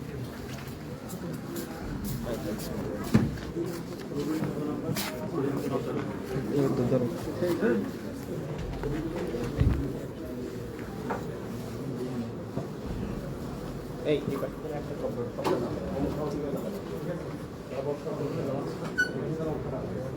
আলাইকুম ওয়া রাহমাতুল্লাহি ওয়া বারাকাতুহু। তারুণ্যের বাংলাদেশ ভাবনা বাংলাদেশ ছাত্র অধিকার পরিষদ কর্তৃক আয়োজিত আজকের অনুষ্ঠানের সভাপতি, বিশেষ অতিথি এবং আজকের নির্বাচক মণ্ডলী সহ আমার সামনে যারা বসে আছেন দর্শক শ্রোতাবৃন্দ, সবাইকে আন্তরিক শুভেচ্ছা এবং অভিনন্দন। আজকে আমি যে বিষয়ে আলোচনা করব সেই বিষয়টি হচ্ছে পরিবেশ সুরক্ষা ও টেকসই উন্নয়ন। বর্তমান পরিস্থিতিতে রাষ্ট্রের নানাবিধ সমস্যা নিয়ে আলোচনা করা হচ্ছে বা গোটা বিশ্বের নানাবিধ সমস্যা নিয়ে আলোচনা করা হচ্ছে, কিন্তু যেই বিষয়টা সর্বোচ্চ সবচেয়ে বেশি গুরুত্ব দেওয়া উচিত, যে বিষয়টা নিয়ে সবচেয়ে বেশি পর্যালোচনা করা উচিত, সেটা হচ্ছে পরিবেশ। কারণ বর্তমান পরিস্থিতিতে নানাভাবে পরিবেশ ক্ষতিগ্রস্ত হচ্ছে। তেমনিভাবে আমাদের যে পরিবেশের উপাদানগুলো আছে, বায়ু, পানি, মাটি, এগুলো দূষিত হচ্ছে নানাভাবে। গত কয়েক দশকে জনসংখ্যার চাপ, অপরিকল্পিত শিল্পায়ন, উন্নয়ন কার্যক্রম, বনজ সম্পদ আহরণ সহ নানা কারণে বনভূমির পরিমাণ ক্রমশ হ্রাস পাচ্ছে। বাংলাদেশ বন অধিদপ্তরের হিসাব মতে দেশের মোট বনভূমির সংখ্যা 17.5%, কিন্তু বন আচ্ছাদিত ভূমির পরিমাণ হচ্ছে 8 ভাগেরও কম। অর্থাৎ আমাদের বনভূমির বিশাল একটা অংশ ক্রমশ সংকুচিত হচ্ছে। যেখানে একটা দেশের জন্য শতকরা 25 ভাগ বনভূমি থাকা প্রয়োজন, সেখানে আমাদের দেশে মাত্র 8% বনভূমি রয়েছে। 1989 সালের জলবায়ু পরিবর্তন মন্ত্রণালয়ের হিসাব অনুযায়ী 1989 সালের পর থেকে এ পর্যন্ত দেশে মোট 4,16,256 হেক্টর বনভূমি ধ্বংস করা হয়েছে, যার মধ্যে 1,58,031 হেক্টর বনভূমি বিভিন্ন সরকারি ও বেসরকারি সংস্থার নামে বরাদ্দ দেওয়া হয়েছে এবং 2,68,556 হেক্টর বনভূমি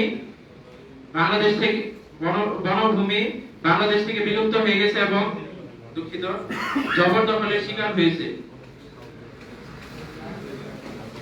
ধন্যবাদ সবাই।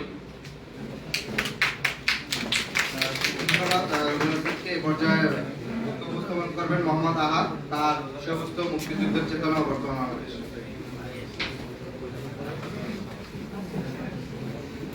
এরপরে প্রস্তুত থাকবেন শায়ন আহমেদ রাফা। শায়ন আহমেদ আছে?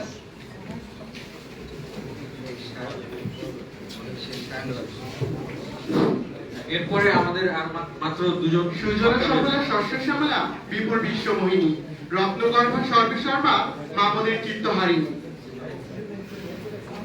সম্মানিত সভাপতি, বিচারক মণ্ডলী, উপস্থিতি সুধী, আমার সশ্রদ্ধ সালাম গ্রহণ করুন। বিপুল সবুজের সমারোহে অস্তগামী সূর্যের স্ফটিকে লাখো শহীদের রক্ত নিয়ে 56,000 বর্গ মাইলের অপরূপ সৌন্দর্যের লীলাভূমির দেশ আমার বাংলাদেশ। বাংলাদেশের প্রত্যেক কোণে কোণে লুকিয়ে রয়েছে ইতিহাস, ঐতিহ্য এবং বীরত্বের গাথামালা। লড়াই, সংঘর্ষ আর বৈষম্য যেন এ জাতির নিত্যদিনের সঙ্গী।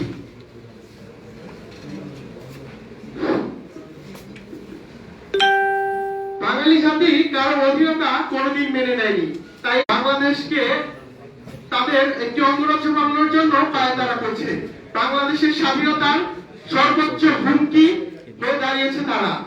আজকে স্বাধীনতার সুবর্ণ জয়ন্তী পালন করতে চলেছি আমরা, অথচ অন্যভাবে বিষ পান করে আত্মহত্যা, 1 অখণ্ড বস্ত্রের অভাবে লজ্জা নিবারণে ব্যর্থ হওয়া, বেকার যুবকের আত্মচিৎকার, শিশু থেকে শুরু করে শতবর্ষীয় বৃদ্ধার ধর্ষণ এবং দেশ ও জাতির সাথে ভিন্নমত পোষণ করলে দেখা যায় কি যে আমরা নির্যাতন, নিপীড়ন, জুলুমের শিকার হচ্ছি। এটাই কি আমাদের মুক্তিযুদ্ধের চেতনা ছিল? এজন্যই কি স্বাধীন হয়েছিল এই দেশ? কাদেরিয়া বাহিনীর সর্বাধিনায়ক বঙ্গবীর কাদের সিদ্দিক বীরত্ব বলেছেন যে এই অবস্থা হবে জানলে দেশের পাক সেনার বিরুদ্ধে কখনোই রাইফেল হাতে নিতাম না। একজন বীরত্ব মেয়ে আহাজারি বলে দেয়, দেশ আজ কোথায় গিয়ে দাঁড়িয়েছে। মূলত এই যে আমরা যা দেখতে পাচ্ছি সেটি হচ্ছে আমাদের কাঠামোগত দুর্বলতা, প্রতিনিয়ত দুর্নীতি, তারপর হচ্ছে যে আমাদের কারিগরি শিক্ষার দিকে নজর না দেওয়ার কারণে, এবং মূল বিষয় যেটি হচ্ছে যে ছাত্র রাজনীতি, ছাত্ররা, মেধাবী ছাত্ররা রাজনীতি থেকে সরে আসছে, তাদের রাজনীতি বিমুখতাই কিন্তু মূল কারণ হয়ে দাঁড়িয়েছে। আমরা একটি সমৃদ্ধশালী, শক্তিশালী কাঠামোর বাংলাদেশ গড়ার প্রত্যয় নিয়ে এগিয়ে চলেছি এবং আমি যুবক স্বপ্ন দেখি আমি একটি শক্তিশালী, অর্থনৈতিক সমৃদ্ধশালী বাংলাদেশ গড়ব। আমাদের সর্বশেষ প্রতিযোগী শায়ন আহমেদ রাফা, তার বিষয় পরিবেশ সুরক্ষা ও টেকসই উন্নয়ন।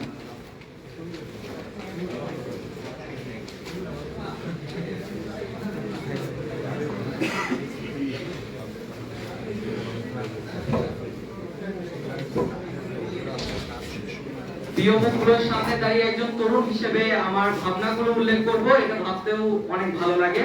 আর সেজন্য অসংখ্য ধন্যবাদ বাংলাদেশ ছাত্র অধিকার পরিষদকে এমন একটি উন্মুক্ত মঞ্চ তৈরি করার জন্য। আজকে মানে কিছু হতাশা থেকে বলতে হয় যে স্বাধীনতার 50 বছর পূর্তি হচ্ছে বাংলাদেশে, কিন্তু সেখানে দাঁড়িয়েও এমন কিছু হতাশা আমাদের আছে যে আমি এমন একটি দেশ, যে দেশে নাকি যে মানুষ পারাপারের পুল, যে কালভার্ট, এগুলো নাকি কচুরিপানার ধাক্কায় হারিয়ে যায়। বাসবান্ধব উন্নয়নের গল্প তো সবারই জানা আছে যে রাস্তা ড্রেন থেকে শুরু করে রাজশাহী মেডিকেল কলেজের দেয়ালগুলোতেও বাঁশের যে চাষ হয়। তো এই জায়গা থেকে দাঁড়িয়ে অবশ্যই একজন সচেতন তরুণ হিসেবে আমার আজকে বিষয়টি পরিবেশ সংরক্ষণ এবং টেকসই উন্নয়ন, একজন বক্তা হিসেবে না, একজন তরুণ হিসেবে আমি আজকে বলতে চাই, তরুণ সমাজ বাংলাদেশকে নিয়ে আসলে কি স্বপ্ন দেখে। তরুণ সমাজ সেই বাংলাদেশের কথা ভাবে যে বাংলাদেশে কোনো অসম্প্রীতি, যে বাংলাদেশে খুন, ঘুষ, গুম, হত্যা, অন্যায়, নির্বিচার থাকবে না। তরুণ সমাজ সেই বাংলাদেশের স্বপ্ন দেখে যেই বাংলাদেশ ভালোবাসার সম্পৃক্তিতে বৃদ্ধি পাবে। আমরা শুনে এসেছিলাম যে কৃষকের গোলা ভরা ধান, পুকুর ভরা মাছ এবং গোয়াল ভরা গরু, এগুলো মানে বাংলার একটি ঐতিহ্য, কিন্তু তা দেখা এখন সোনার হরিণ দেখার মতো হয়ে গেছে। টেকসই উন্নয়ন এবং পরিবেশ সংরক্ষণ প্রকল্পগুলো নিয়ে যুবক সমাজ বা তরুণ সমাজ বাংলাদেশ নিয়ে যে আশাবাদী, সেগুলো অনেকটা এরকম। সর্বপ্রথম আমরা যে আশা ব্যক্ত করি সেটি হচ্ছে সম্পূর্ণ দরিদ্র মুক্ত বা দরিদ্রতা শূন্য একটি দেশ পরিণত হবে বাংলাদেশ। বাংলাদেশের অধিকাংশ মানুষই কিন্তু কৃষি বা শ্রমজীবী বা এই ধরনের পেশার সাথে কিন্তু জড়িত। তো এমন একটি দেশে যখন কিনা আমরা কৃষি নির্ভর একটি দেশের কথা চিন্তা করি, সেখানে দেখা যায় যে বাংলাদেশের মানে অবহেলিত শ্রেণীর মধ্যে একটি বেশিরভাগ শ্রেণী, বড় একটি গোষ্ঠী রয়েছে এই নিম্ন আয়ের মানুষগুলো বা কৃষক বা শ্রমিক শ্রেণীর লোকগুলো। কিন্তু কেন? যেখানে কিনা বাংলাদেশ কৃষি প্রধান একটি দেশ হয়েও প্রতিনিয়ত চাল আমদানি করা লাগছে বিদেশ থেকে। একই দেখা যায় যে ভিয়েতনামের মতো দেশ যে সমন্বিত কৃষি ব্যবস্থা এবং পর্যাপ্ত ব্যবস্থার মাধ্যমে কিন্তু চাল রপ্তানিতে বিশ্বের প্রথম স্থান অবস্থান করছে। এই জায়গাটা আমাদের যে ল্যাগিংস রয়েছে বা যে ঘাটতিগুলো রয়েছে, সেগুলো কিন্তু সম্পূর্ণ আমাদের চোখে সবসময় ধরা পড়ছে। এখানে ধরা পড়ছে সরকারি বিভিন্ন যে কর্মসূচিগুলো নেওয়া হচ্ছে, সেই কর্মসূচিগুলো বেশিরভাগই মানে ভিতরে তথ্যবস্তু এবং ভিতরে মূল কর্মকাণ্ডহীন বিভিন্ন খামছড়ো। দেখা যাচ্ছে যে আমাদের দেশে যে ডিজিটালকরণ করা হয়েছে, আমরা ডিজিটাল বাংলাদেশে পরিণত হয়েছে 2021 সাল। আমাদের আইসিটির যে উন্নয়ন হয়েছে, আমরা চলে গেছি মহাবিশ্বে এবং আরো বলা হচ্ছে বা শোনা যাচ্ছে যে 2023 সালের মধ্যে আমরা আবারও দ্বিতীয়বারের মতো মহাবিশ্বে যেতে যাব। কিন্তু দুঃখজনক লাগে যে বাইরের পত্রিকাগুলো নিউজ করে যে বাংলাদেশে শিক্ষার্থীদের অনলাইন ক্লাস করার জন্য নেটওয়ার্ক পেতে ওঠা লাগে তাল গাছে। তাহলে এই কেমন উন্নয়ন হচ্ছে আমাদের দেশে ডিজিটাল করণে? আমরা আজকে দেখছি যে আমাদের যে দেশের যে সম্পদের পরিমাণ বা আমাদের দেশের যে জনগণকে যে জনসম্পদে আমরা পরিণত করেছি, সেই জনসম্পদটা কতটা প্রকৃত খাতে ব্যয় হচ্ছে। জনসম্পদ, একটা জিনিস মনে রাখতে হবে যে জনসম্পদটা পরিণত করার পরে জনসম্পদের যদি আমরা প্রকৃত ব্যবহার করতে না পারি, তাহলে সেই জনসম্পদ কিন্তু ভ্যালুলেস, তার কোনো মূল্য থাকে না। আর সেই জায়গায় আমরা কতটা ব্যর্থ, আর এই ব্যর্থতার দায় কিন্তু সরকার কখনো এড়াতে পারবে না। আর এখানেই চলে আসে যে কখনো একটি দেশের সরকারের জায়গা থেকে দেশের উন্নয়নের জন্য যে প্রকল্পগুলো বাস্তবায়ন করার দরকার তার সঠিকভাবে পরিণত হচ্ছে কিনা এবং বাস্তবায়িত হচ্ছে কিনা, সেখানে কতটুকু মানে গাফিলতি রয়েছে। বাংলাদেশে বিশ্ব অনুযায়ী 2002 সালে প্লাস্টিক বা বর্জ্য জাতীয় যে পদার্থগুলো ওগুলো ব্যবহার নিষিদ্ধ করা হয়েছে, কিন্তু দেখা যাচ্ছে যে বাংলাদেশের মাটি বা পানিতে বর্তমান সময়ে 66 লক্ষ টন প্লাস্টিক বর্জ্য রয়েছে। এখন বলা হয় সরকারি তরফ থেকে যে আমাদের দেশের জনগণ সচেতন না, আমাদের দেশের জনগণ যন্ত্রতন্ত্র ময়লা আবর্জনা ফেলছে, এগুলো ব্যবহার করছে। এখানে আমার একটি প্রশ্ন মাথায় আসে যে একটি দেশের উন্নয়ন হবে সেই রূপ প্রকল্পটা আমরা কিভাবে নিই? একটি দেশের উন্নয়ন হওয়ার মানদণ্ড বা পরিকল্পনাগুলো কিন্তু হওয়া উচিত সেই দেশের মানুষের আচার ব্যবহার এবং সেই দেশের ভৌগোলিক অবস্থার উপর নির্ভর করে। এখন আমরা যদি উন্নয়নের মানদণ্ড হিসেবে আমেরিকা, রাশিয়া বা হচ্ছে বিশ্বের বিভিন্ন উন্নত দেশগুলোর কথা চিন্তা করি, তাহলে কিন্তু সেই দেশের যে প্রকল্পগুলো রয়েছে সেগুলো বাংলাদেশের উপর অ্যাপ্লাই করলে বাংলাদেশের উন্নয়ন কিন্তু সম্পূর্ণরূপে হবে না, বর্ধিত হবে না। কারণ উন্নত দেশগুলোর মানুষের আচার ব্যবহার বা চলাফেরা, তাদের ভৌগোলিক অবস্থান এবং বাংলাদেশের মানুষের আচার ব্যবহার, চলাফেরা এবং বাংলাদেশের ভৌগোলিক অবস্থান কিন্তু এক না। তাই বাংলাদেশের যদি উন্নয়ন প্রকল্প নিতে হয় বাংলাদেশের প্রেক্ষাপটে, তাহলে অবশ্যই সেই উন্নয়ন প্রকল্পগুলো হাতে নিতে হবে যেগুলো বাংলাদেশের মানুষের আচার আচরণের সাথে সামঞ্জস্যতাপূর্ণ যায় এবং বাংলাদেশের ভৌগোলিক অবস্থানের সাথে সামঞ্জস্যপূর্ণ থাকে। আমি বলতে চাই বাংলাদেশের যে কৃষি খাতের কথা বা শ্রমজীবীর কথা, বাংলাদেশে হচ্ছে 70% মানুষই প্রায় কৃষির সাথে সম্পৃক্ত, তাই না? তাহলে এই দেশে আমরা কিন্তু উন্নয়নের কথা ভাবলে কিন্তু খুব দ্রুত শিল্প উন্নত দেশ হিসেবে ভেবে নিতে পারি না, বা বাংলাদেশের সর্বত্র শিল্প থাকলে এই কথাও চিন্তা করতে পারি না। তাহলে আমাদেরকে কৃষি খাতটাতে যে কিভাবে আমরা ডেভেলপ করতে পারি এবং যখন আমরা নগরায়ন করব বা আমরা শিল্পায়ন করব, তখন অবশ্যই আমাদের মাথায় সেটা রাখতে হবে যে আমাদের কৃষি খাত এবং বাংলাদেশের ভৌগোলিক পরিস্থিতি এবং পরিবেশের সাথে সামঞ্জস্যপূর্ণ রেখে যেগুলো দেশের সাথে যায় সেই ধরনের শিল্প উন্নত দিকে আমরা যেন এগোতে পারি, যাতে পরিবেশের সাথে কোনো ভারসাম্য রক্ষার ক্ষেত্রে কোনো নষ্ট না হয়। মনোভাগ, একটি দেশের মনোভাগ থাকার কথা 25%, যেখানে বাংলাদেশের মনোভাগটা সেই শতাংশের হারটা আমরা হারিয়ে চলে এসেছি সেই স্বাধীনতার পর থেকে, এবং কমতে কমতে তা কাগজ কলমে 17%, কিন্তু প্রকৃতপক্ষে 8% নিচে এসে দাঁড়িয়েছে। আর ঠিক সেই সময় নাকি নির্ধারণ করা হয়, প্রকল্প নেওয়া হয় যে সুন্দরবনের উপরে রামপাল তাপ বিদ্যুৎ কেন্দ্র প্রতিষ্ঠা করা হবে, যা আমাদের দেশের জন্য কতটা ভয়াবহ তা আমরা সবাই এখন বুঝতে পারি। আমরা জানি প্রকৃতির সাথে ছেলে খেলা করাটা কতটা ভয়ঙ্কর, তা করোনা আমাদেরকে বুঝিয়ে দিয়ে গেছে। তাই অবশ্যই এই জিনিসটা মাথায় রাখতে হবে, একটি দেশের উন্নয়নে এগিয়ে যাওয়ার মানে এই নয় যে আমরা প্রতিটা জেলায় জেলায় হাইটেক পার্ক তৈরি করব, আমরা মহাকাশে চলে যাব, আমরা বিভিন্ন তথাকথিত শুধু নামমাত্র